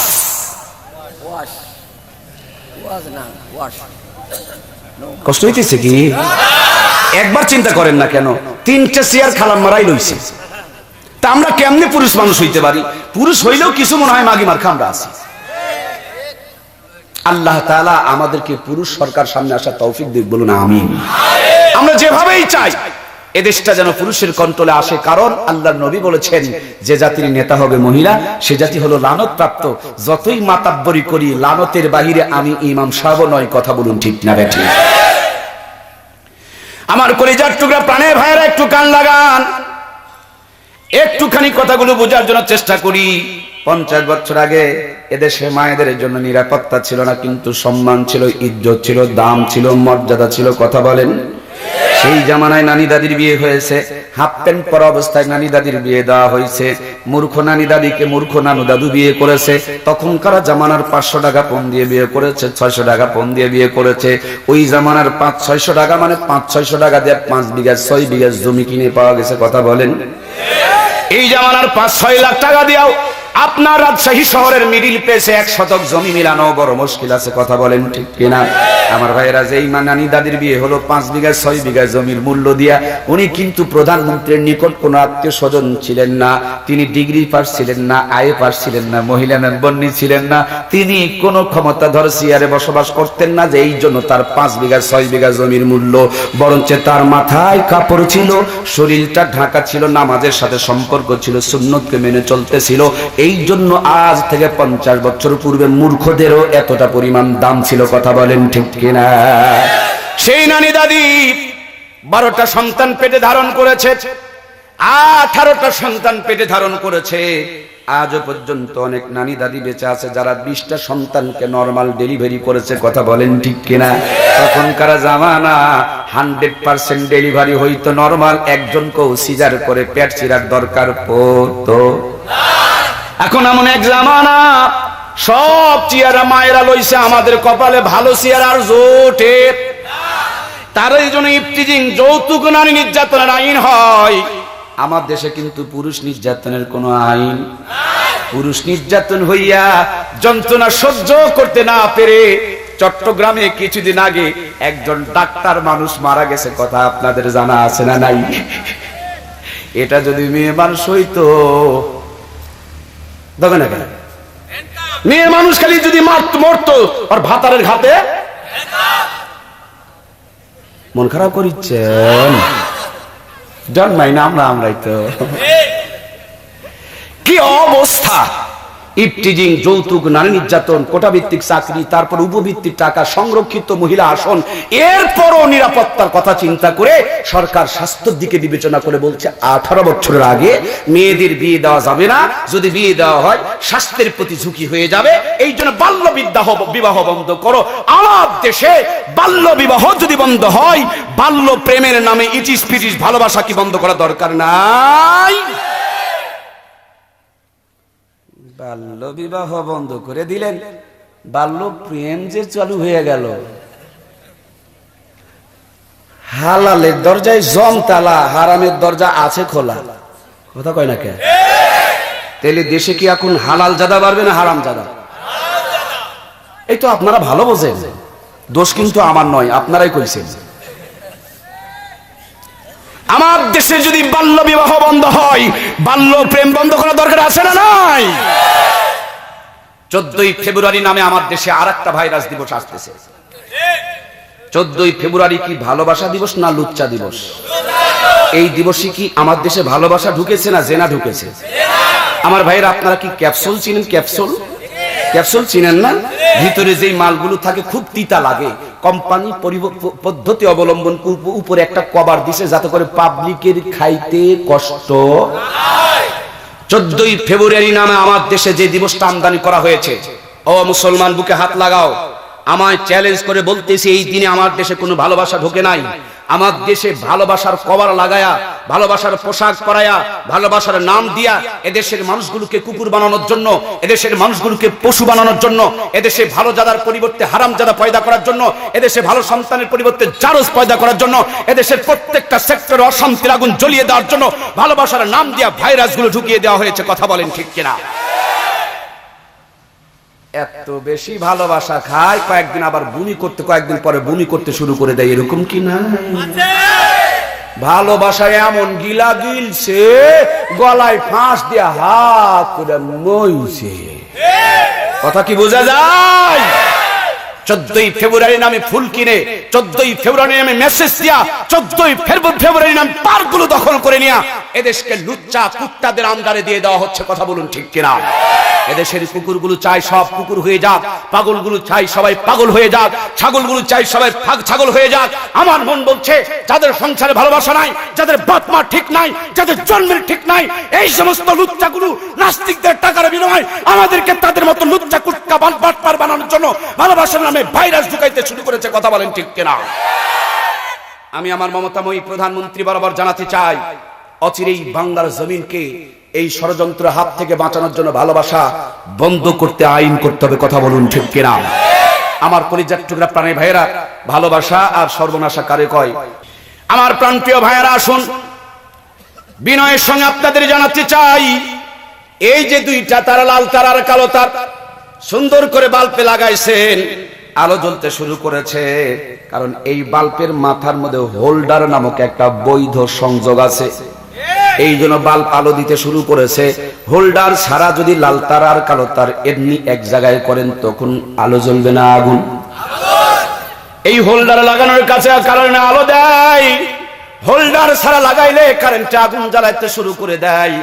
ও কলেজ ভার্সিটি বিশ্ব পড়ুয়া বিশ্ববিদ্যালয় পড়ুয়া ভাই বোনেরা শোনো, ভালোবাসার সর্বনাশা, ভালোবাসার বেহায়াপনা, ভালোবাসার বেশ্যাপনার মধ্যে পার্থক্য হলো বিয়ের পরে বাসর ঘরের মধ্য দিয়া যেইটা শুরু হয় এইটাকে ভালোবাসা বলে, আর বিয়ে ছাড়া গাছতলায় বাঁশতলায় বসিয়া যা কিছুই হয় এইলা একটাও ভালোবাসা নয়, সবগুলো বেহায়াপনা, বেশ্যাপনা, লুচ্চাপনা, কুত্তাপনা। কথা বলেন ঠিক কিনা? বিয়ের আগে যদি আপনি মেসেজ লেখেন আপনার কবিরা গুনাহ হবে।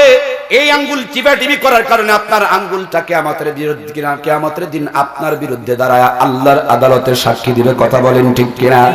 বিয়ের আগে আপনার বান্ধবীর দেখিয়া চোখ দুটো ছোট বড় করে যদি চোখ মারেন, আঁখ মারেন, তাইলে আপনার আঁখটাও কিয়ামতের দিন আল্লাহর সামনে দাঁড়িয়ে আপনার বিরুদ্ধে আদালতে সাক্ষী দিবে। কথা বলেন ঠিক কিনা?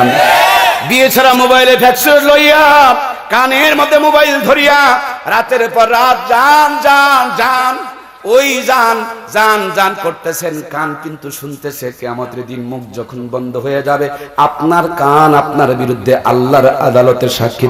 বলেন ঠিক কিনা? আপনি যদি তার দিকে তাকায় দেখেন চোখের জেনা, আপনি যদি তার কথা চিন্তা করেন মনের জেনা, আপনি যদি তাকে হাত দিয়ে ধরেন জেনার গুনাহ, আপনি যদি তার পাশে যান তাও গুনাহ, আপনি যদি তার জন্য ফুল কিনে নিয়ে ডিজাইন করে ফুল উপহার দিতে যান এটাও গুনাহ। কথা বলেন ঠিক কিনা? অনেকে আবার ছ্যাঁকা খায়, ছ্যাঁকা খাইয়া গান গাই, মাইয়ার তুই অপরাধী রে। আমি বলি মাইয়ার চাইতে তুই বড় অপরাধী রে। তোর বাপে দিছে টাকা, লেখাপড়া না করিয়া বেটা খরচ করছস মানুষের মাইয়ার পিছনে, প্রথম অপরাধ তুই নিজে করেছিস। কথা বলেন ঠিক কিনা? নিজে অপরাধ করো তখন অপরাধ হয় না, প্রেমিকা চলে গেলে তখন অপরাধ হয়ে যায়। তোদের মতন লোককে ছেঁকা দেওয়াটাই হলো 1 নম্বরের দায়িত্ব। কথা বলেন ঠিক কিনা? এই সমস্ত লুচ্চাগুলোর কারণে আমাদের মা বোনগুলো নিরাপত্তা পাচ্ছে না। কথা বলুন ঠিক না বেঠিক? এই সমস্ত অপরাধী যারা গান গায় এরা লুচ্চা, এরা মেয়েদের চিরচরিত্র নষ্ট করে বেড়ায়। এই জন্যই মেয়েরা তাদেরকে শেখা দেয়। আমরা লুচ্চা ধরার জন্য একটা পরিবেশ পেয়ে গেছি। এই গান যারা গায় এদেরকে ধরে ধরে আগে হাজতে দেওয়ার দরকার আছে না নাই?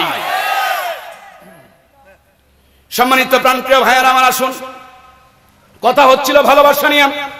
দেখলেও গুনাহ, ছুঁইলেও গুনাহ, কাছে গেলেও গুনাহ, হাতে ধরলেও গুনাহ, মাথায় চিন্তা করলেও গুনাহ, চোখ মারলেও গুনাহ, মোবাইলে কথা বললেও গুনাহ, মেসেজ পাঠালেও গুনাহ।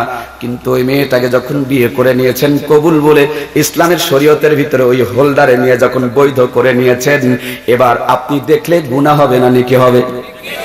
আল্লাহ তাআলা চোখের সগীরা গুনাহগুলো মাফ করে দিবেন। আপনি যদি ঠোঁট দিয়া চুমা খান, চুম্মা, গুনাহ হবে না নাকি হবে? আমার প্রিয় ভাইরা, আপনি যদি আপনার বেগমের কথা মনে মনে স্মরণ করেন আর গান গান, বলুন তো দেখি এই গান গইলেও নেকি দান করবেন কে? আপনি যদি ঘরের মধ্যে ঢুকে পড়েছেন, সালাম দিয়ে মুসাফা করেন, হাতের সগীরা গুনাহগুলো ঝরে যাবে। একে অপরকে বুকে যদি জড়িয়ে ধরেন আল্লাহ তাআলা দুইজনের দেহের সগীরা গুনাহগুলো মাফ করে দিবে। এক ঘরে যদি এক বিছানায় ঘুমিয়ে পড়েন, আপনি ঘুমাবেন আর আরশ থেকে আল্লাহ তাআলা রহমত আপনার ঘরে নাজিল করতে শুরু করে দিবে। রাত্রিবেলা যদি আপনি আপনার বেগমের সঙ্গে কিছু করতে চান, সেখানেও নবীজির সুন্নত তরিকার ভালোবাসার আদর্শ আছে না নাই? আমার নবী বলেছেন গভীর রাত্রে করো, যে সময় দুনিয়ার মানুষগুলো ঘুমিয়ে পড়ে।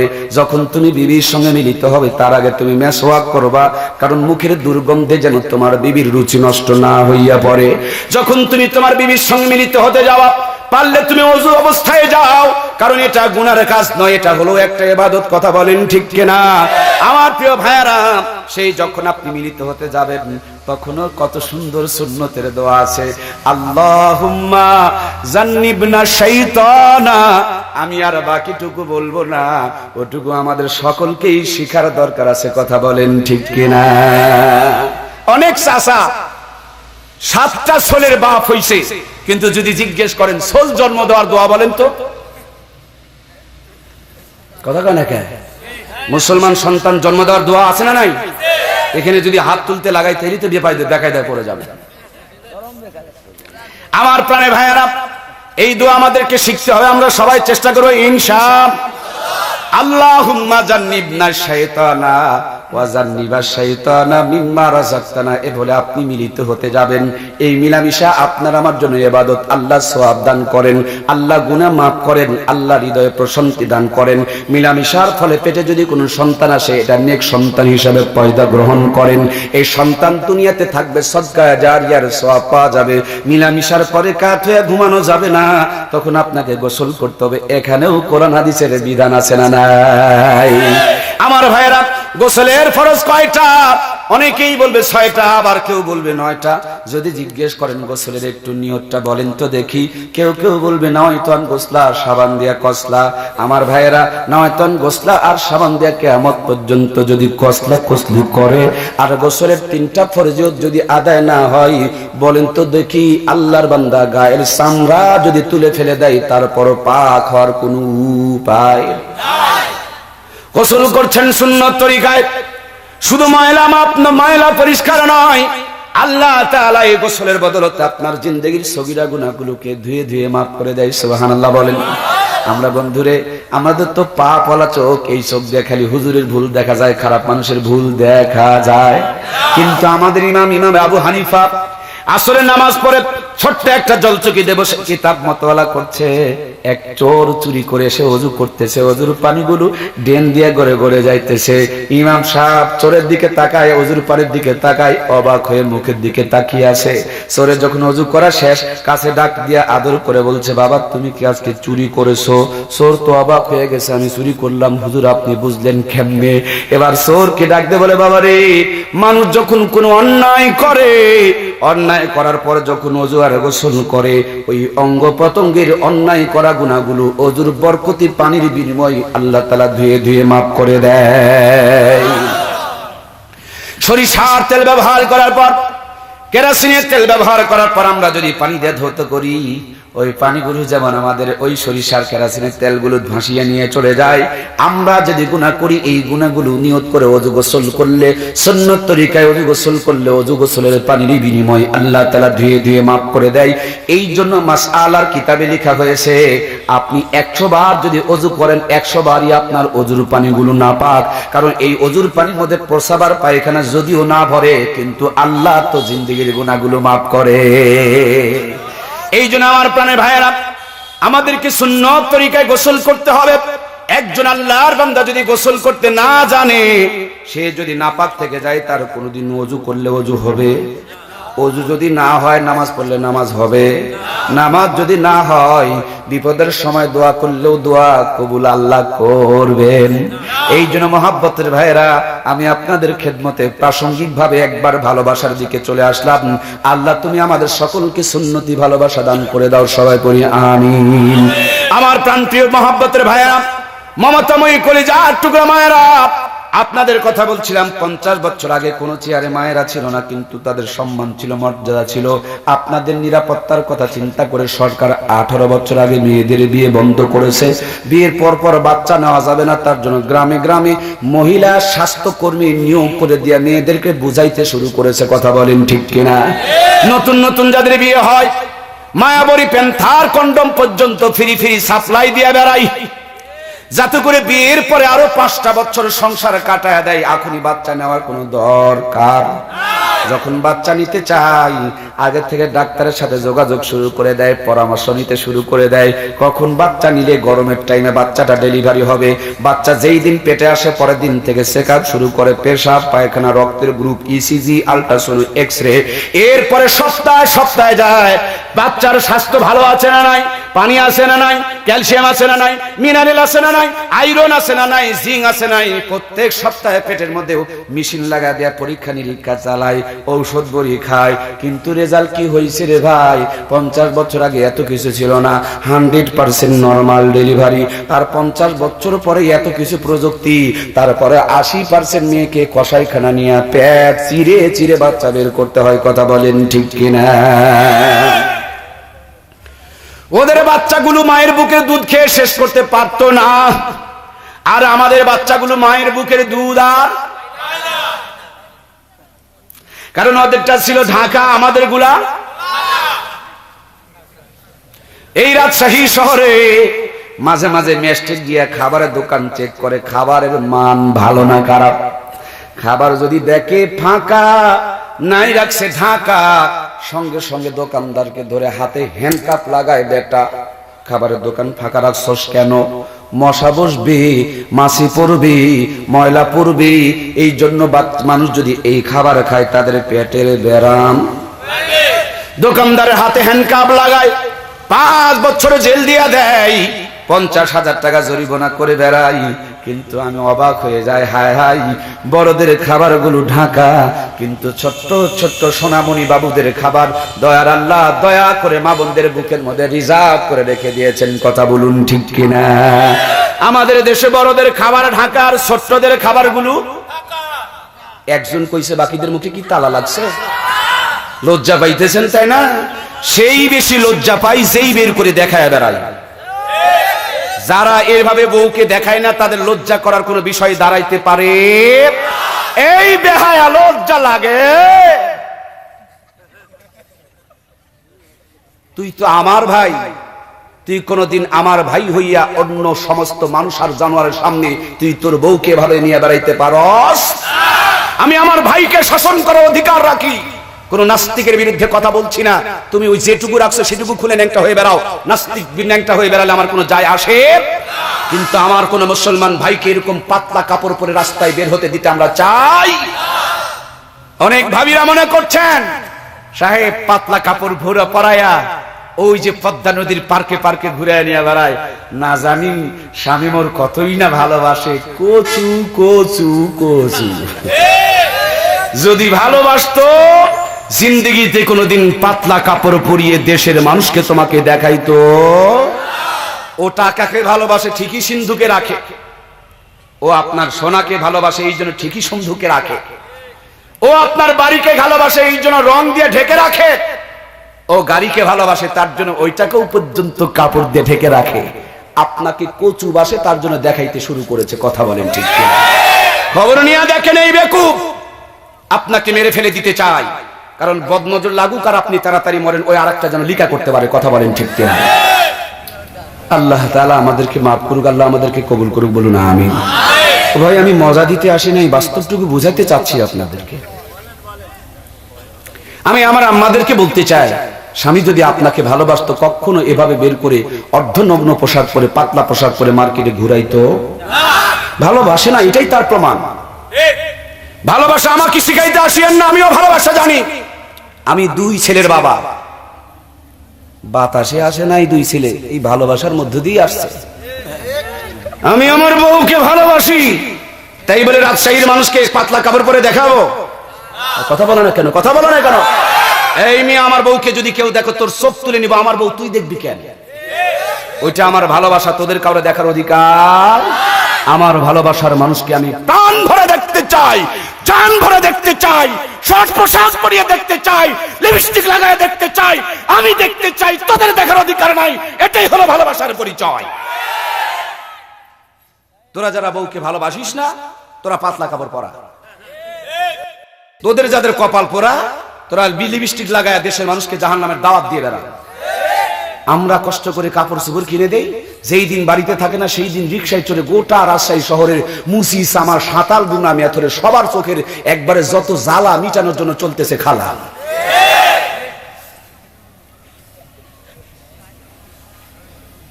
আমি কিন্তু কারোর বিরুদ্ধে কই নাই, কিন্তু কেউ যদি গানের গায়ে টেনে নাই আমার কোনো দোষ। সম্মানিত প্রান্তীয় ভাইয়েরা আমার, আসুন আমার মমতাময়ী কলিজার টুকরা মায়েরা, অল্প কয়েকদিন আগে আমাদের নওগাঁ জেলার রানীনগর নামক একটা এলাকায় মাহফিল করতে গিয়েছি। একটা ছোট্ট বাচ্চা কোলে দিয়া বলছে, হুজুর আপনার জন্য 1.5 ঘন্টা থেকে দাঁড়িয়ে আছি। আমি বললাম কেন? এই মুরব্বী আমাকে বললেন আজকে বাসায় বহুত মেহমান আসবে, এই জন্য অনেক রকমারি খাবারের অ্যারেঞ্জমেন্ট হয়েছে, ভাগা পিঠা পাকান পুকান বানানো হয়েছে, ছোট্ট বাচ্চা খাইছে আর বাইরে দৌড়াদৌড়ি করছে, এই জন্য মনে হয় বাচ্চাটাকে বাতাস লাগছে, এই বাতাস লাগার কারণে বমি করতেছে, কান্নাকাটি করতেছে, আপনি একটু ফু দিয়ে দেন। আমি কথা বাড়াইলাম না, ফু দিয়ে দিলাম, কিন্তু মনে মনে চিন্তা করলাম সর্বনাশ, ছোট্ট বাচ্চা ভাজা পোড়া খাইতে খাইতে বাইরে গেলে যদি বাতাস লাগে, এমনি তো আমাদের মা বোনগুলো ভরসা, আমরা পাচ্ছি না তাদের উপরে কোনো ভরসা, এরপর বিউটি পার্লারে গিয়া সাজতেছে, রাত মানে না, দিনও মানে না, সকালও মানে না, দুপুরও মানে না, খালি টোটা কোম্পানির ম্যানেজারের মতন ম্যানেজারি করে রাস্তার মধ্যে ঘুরে বেড়ায়, পায়চারি করে। কথা বলেন ঠিক কিনা? ছোট্ট বাচ্চা ভাজা পোড়া খাইতে খাইতে বাহিরে গেলে যদি বাতাস লাগে গো, এরকম বেপরদাই বাহিরে বেড়াইলে কি আল্লাহর আযাব আর গজবের বাতাস আমার দেশে লাগবে না? লাগে লাগে লাগে। এই জন্যই তো দেশে কোনো খাবারের স্বাদ নাই, এই জন্য পানি নেওয়ার কমে যায়, এই জন্য পাথর আকাশ থেকে পড়তে শুরু করে দেয়, এই জন্য আগুন লাগে, কিন্তু আগুন নিভানো বড় মুশকিল হয়ে যায়। কথা বলেন ঠিক কিনা? আসুন এদেশকে আযাব গজবের বাতাস মুক্ত করার জন্য মায়েদেরকে পর্দায় নিয়ে যেতে হবে। কথা বলুন ঠিক কিনা? ও মা, একবার কেন চিন্তা করে দেখো না, আল্লাহ তাআলা আব্বাজান হযরত আদমকে বানিয়েছেন জান্নাতের বাহিরে, আর আম্মাজান হযরত হাওয়াকে বানিয়েছেন জান্নাতের বাবাকে বাহিরে, মাকে বাবারে বানাইলেন বাহিরে, মাকে বানাইলেন ভিতরে। টায়ার আর টিউব একই কোম্পানি তৈরি করে, টায়ারটা শক্ত করে বানাই কারণ এটাকে বাহিরে থাকতে হবে, আর টিউবটাকে নরম করে সফট করে বানাই কারণ এটা ভিতরে দায়িত্ব পালন করবে। এখন টিউব যদি বলে আমি আর ভিতরে থাকতে রাজি নাই, যেইভাবে 2018 সালে 942টা মেয়ে ধর্ষণ হয়েছে, তার মানে লিক হয়েছে, এরকম সমস্যা এখন চলতেই থাকবে যতক্ষণ পর্যন্ত টায়ারের জায়গায় আর টিউবের জায়গায় না গিয়েছে। কথা বলেন ঠিক কিনা? হ্যাঁ, আপনি অফিস চালাইতে পারবেন, আপনি চাকরি করতে পারবেন, কিন্তু টিউবের জায়গায় পর্দা মেনটেন করে চলতে হবে। কথা বলেন ঠিক কিনা? ও মা, একবার কেন ভেবে দেখো না, এই দুনিয়াতে আসার পর আমাদের আব্বাজান হযরত আদম বড় বড় গাছের তিন টুকরা পাতা দিয়ে ইজ্জতকে ঢেকে রেখেছিলেন। এই জন্য মৃত্যুর পর বাবার স্মৃতি পুরুষের জন্য কাফনের কাপড় কয় পিস, আর আম্মাজান হযরত হাওয়া বড় বড় গাছের পাঁচটা টুকরা পাতা দিয়ে ইজ্জতকে ঢেকে রেখেছিলেন। এই জন্য মৃত্যুর পর আমার আম্মাদের জন্য কাফনের কাপড় কয় পিস? কিন্তু দুর্ভাগ্য, 5 পিসের ভিতর থেকে 2 পিস কমে গিয়া 3 পিস ছিল, হঠাৎ শোনা গেল 1 পিস কমে গিয়া নাকি 2 পিস চলতে শুরু করে দিল। এখন আবারও শুনতে পাই আরো 1 পিস নাই, তার মানে কয় পিস চলতেছে রে ভাই? এটা যদি কমে যায় দেশে থাকার উপায়।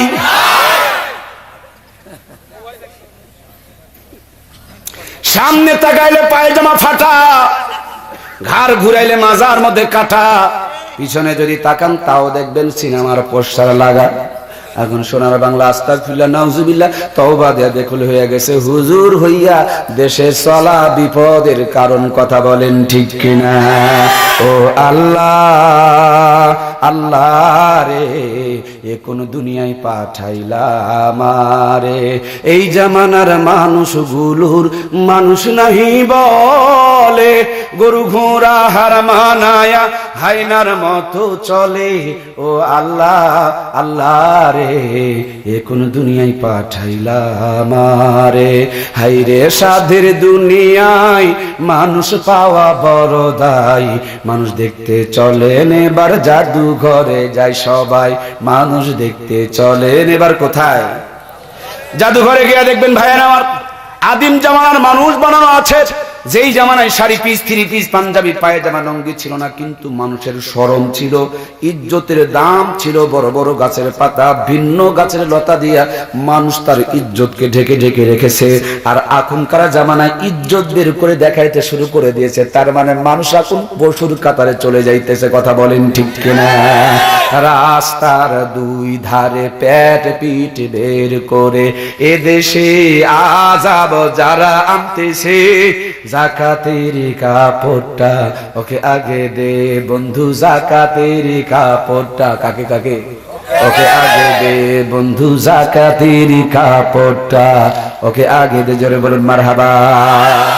গরিবকে যদি দেন সওয়াব পাবেন, কিন্তু এদেরকে দিলে 3 গুণ পাবেন, কারণ ওই ফাটা কাপড় দিয়ে ফাটাটা বন্ধ করবে।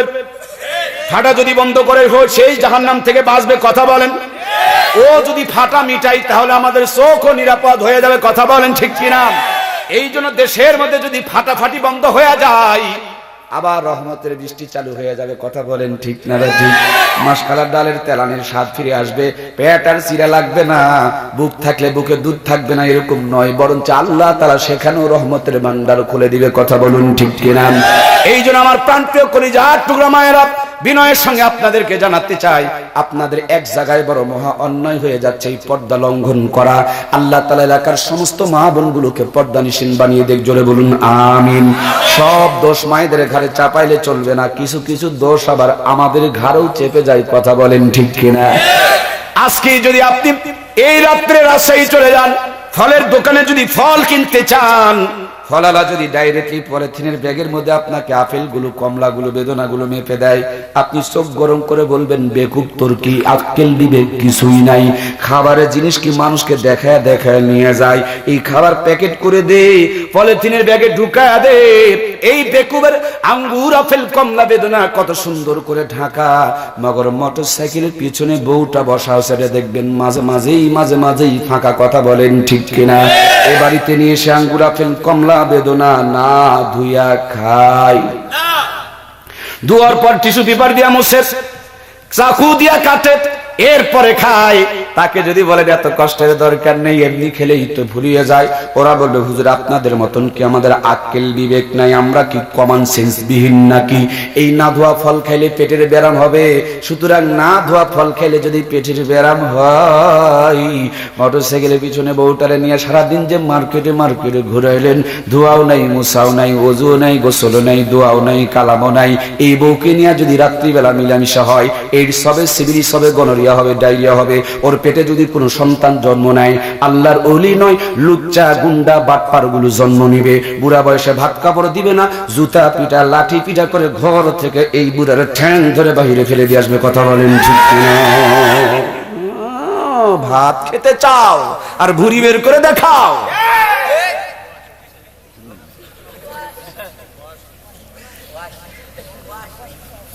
কষ্ট হইতেছে খুবই না? কালকে জ্বলবে, দেখবেন খাবজাবের বলবে, কোন দুনিয়া তার হুজুর পায় না, ওই আশরাফটার হুজুর পায়নি দুনিয়াতে।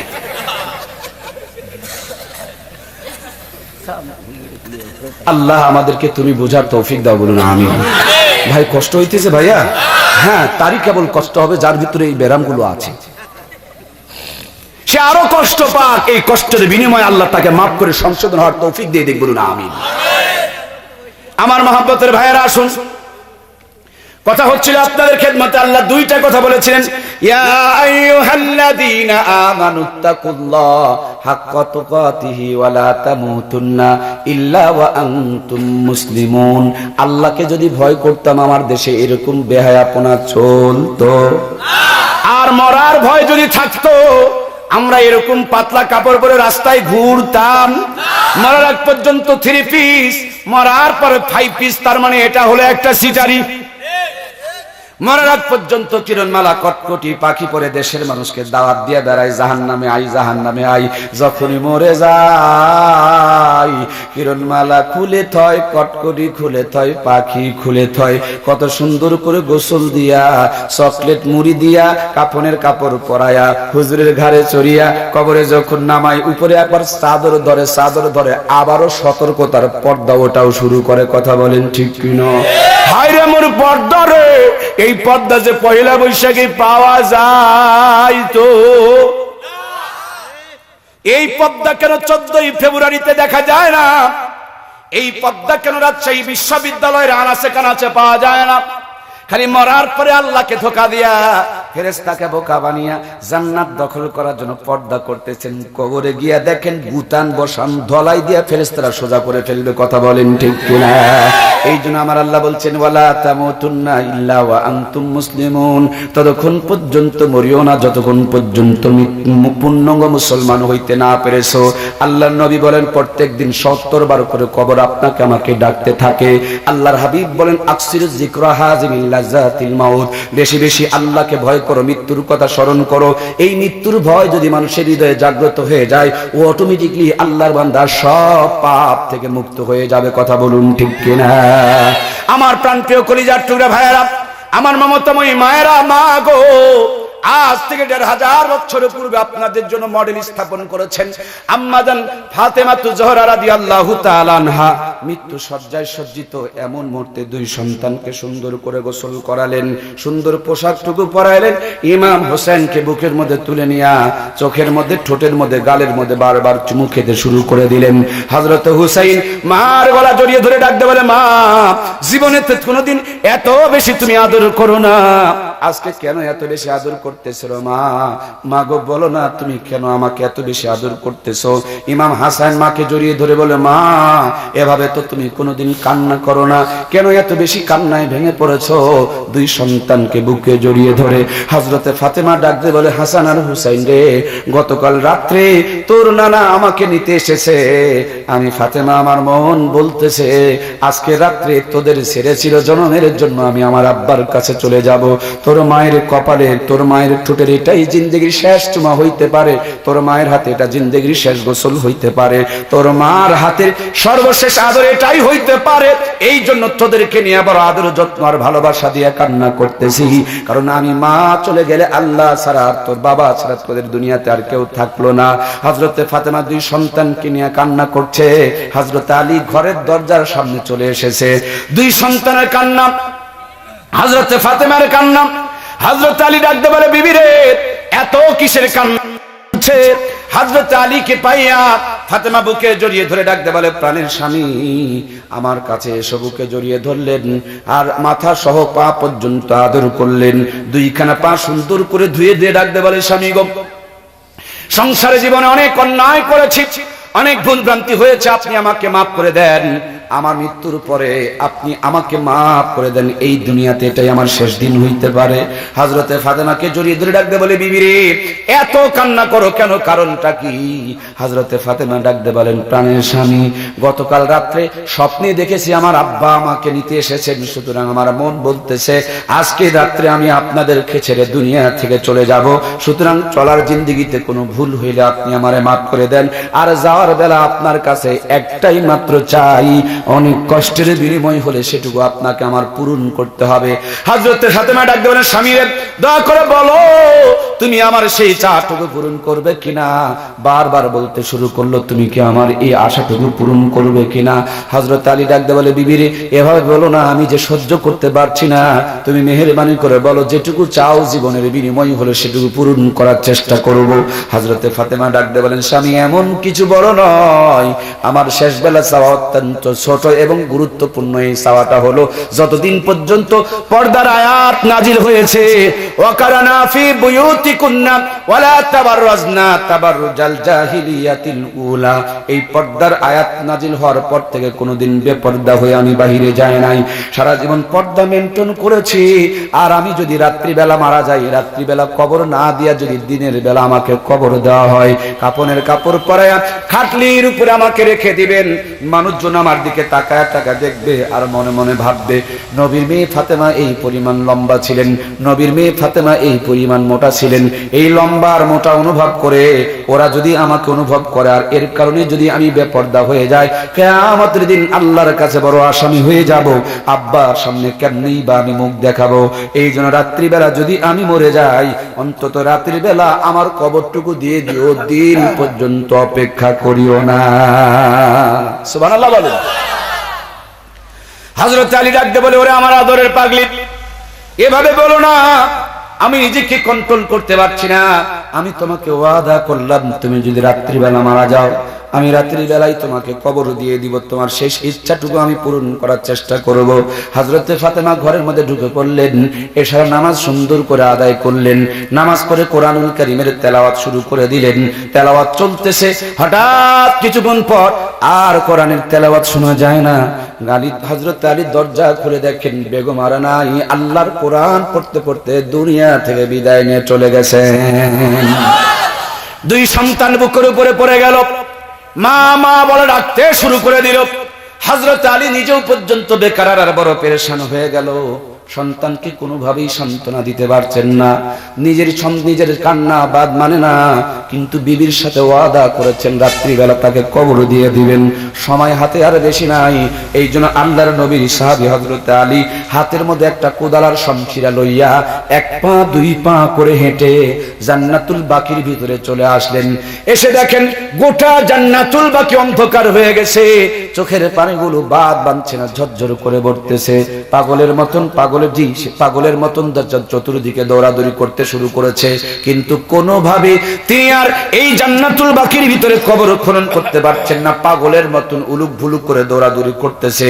এমন মুহূর্তে নবীজির অত্যন্ত আদরের একজন সাহাবী, নাম ছিল হযরত আবু যার গফারি রাদিয়াল্লাহু তাআলা আনহু, ওই পথ দিয়ে বিশ্ব নবীর মদিনা শরীফে তাহাজ্জুদের নামাজ পড়ার জন্য তিনি রওনা হয়েছেন। আমার হযরতে ফাতেমার কবর খুঁড়তে জান্নাতুল বাকির ভিতরে গিয়েছেন, কিন্তু চোখের পানি দিয়ে দুনিয়া অন্ধকার, কবর খুঁড়তে পারছেন না, পাগলের মতন ঘোরাফেরা করছে।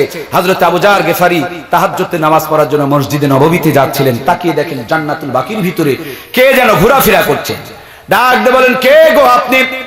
হযরত আবু যার গফারি কণ্ঠ শুনে আলী চিনতে পেরেছেন, ডাক দিয়ে বলেন, ভাই আবু যার, আমি আলী।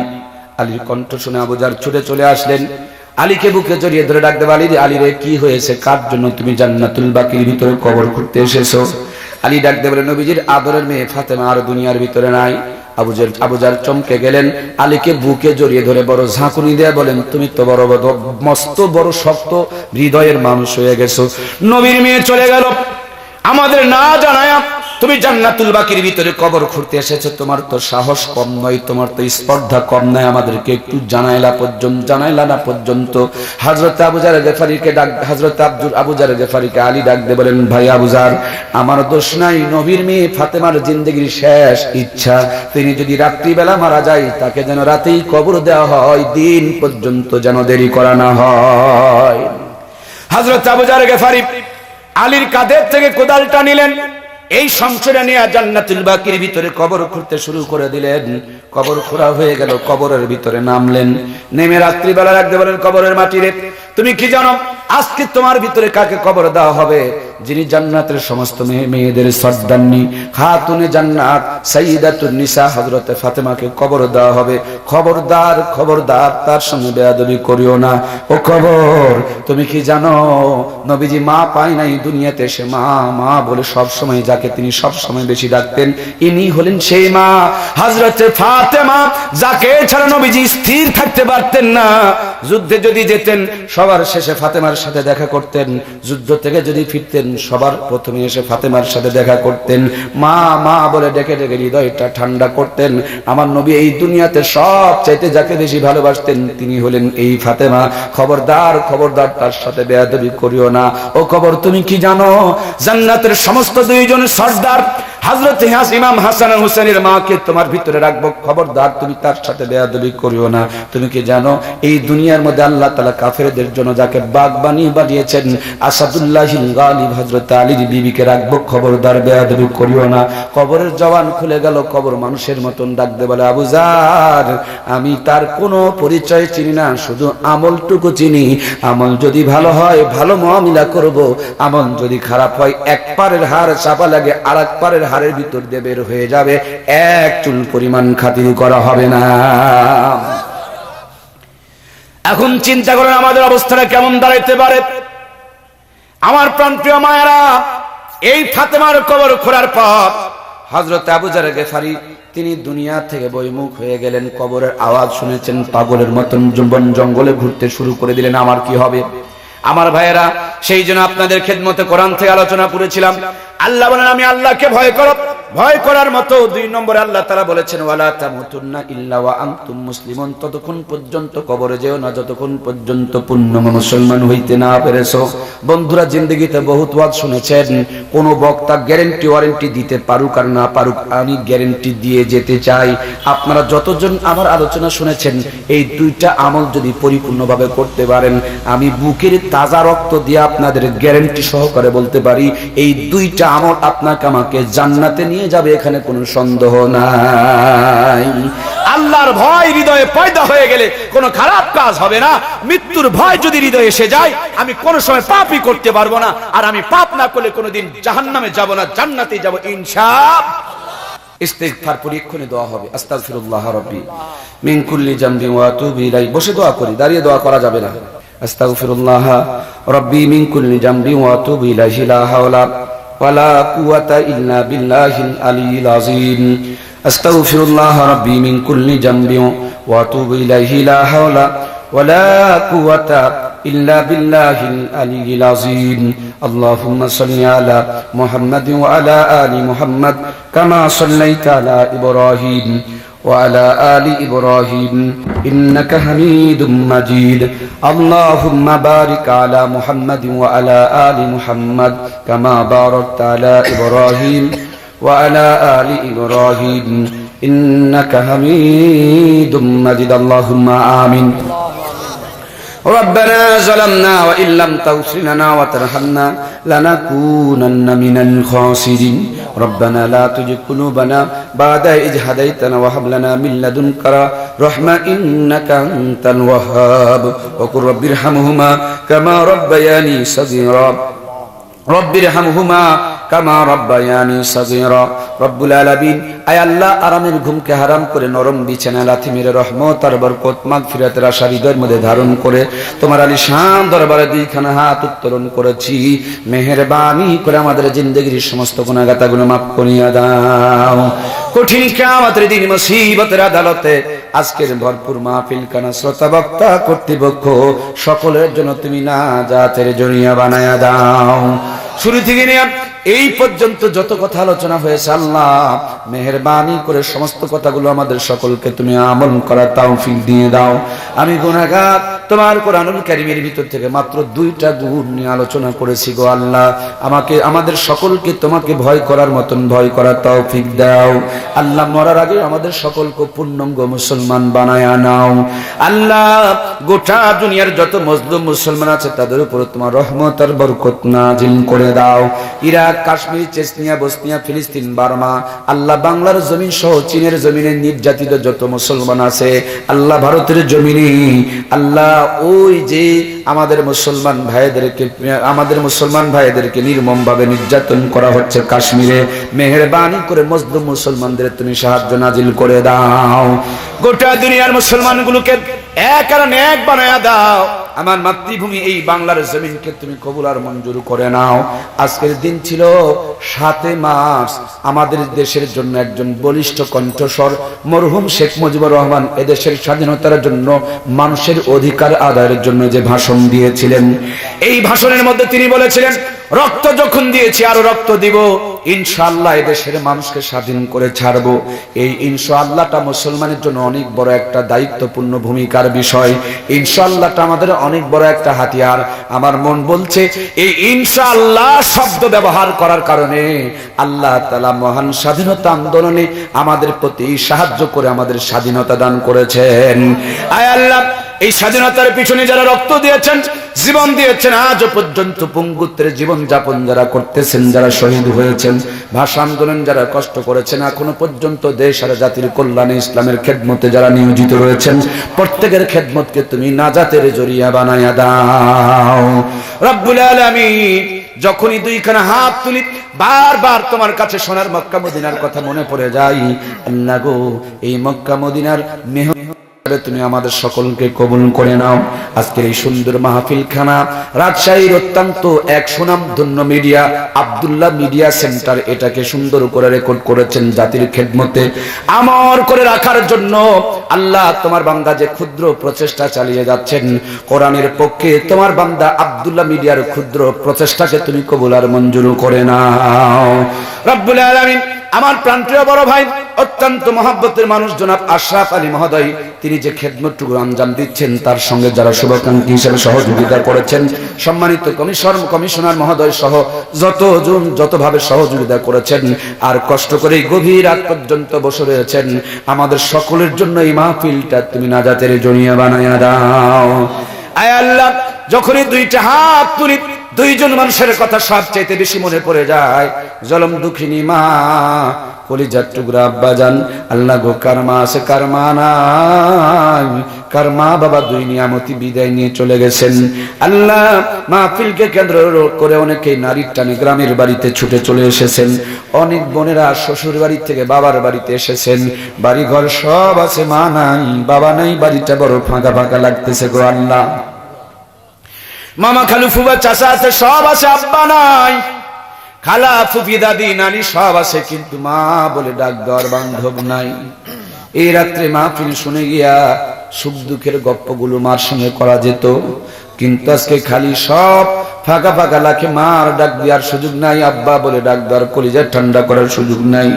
সন্তানের আসার কথা শুনে আগে ভাগে গোসল করে ভালো কাপড়টা পরে ওই বৃদ্ধ মা বাবা সকাল থেকে নিয়ে সন্তানের জন্য সারাদিন অপেক্ষা করতেন।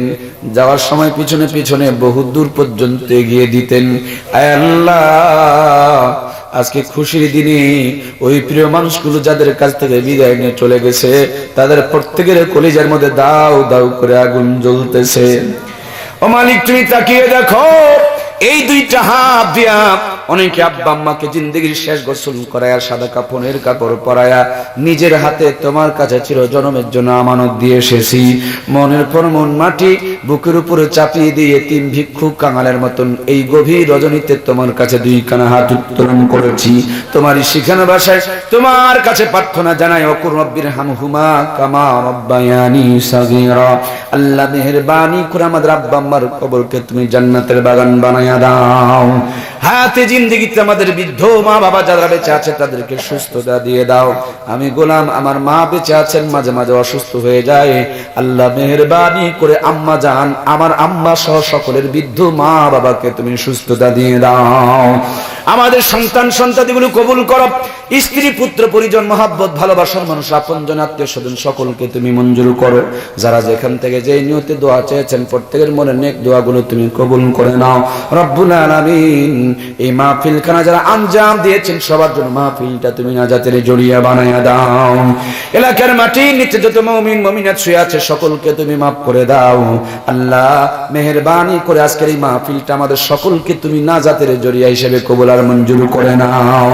ওগো আল্লাহ, জানি না কার জন্য কোন দোকানে কাফনের কাপড় রেডি হয়ে আছে, কোন বাঁশের থোপের বাঁশগুলো পেকে অপেক্ষা করতেছে।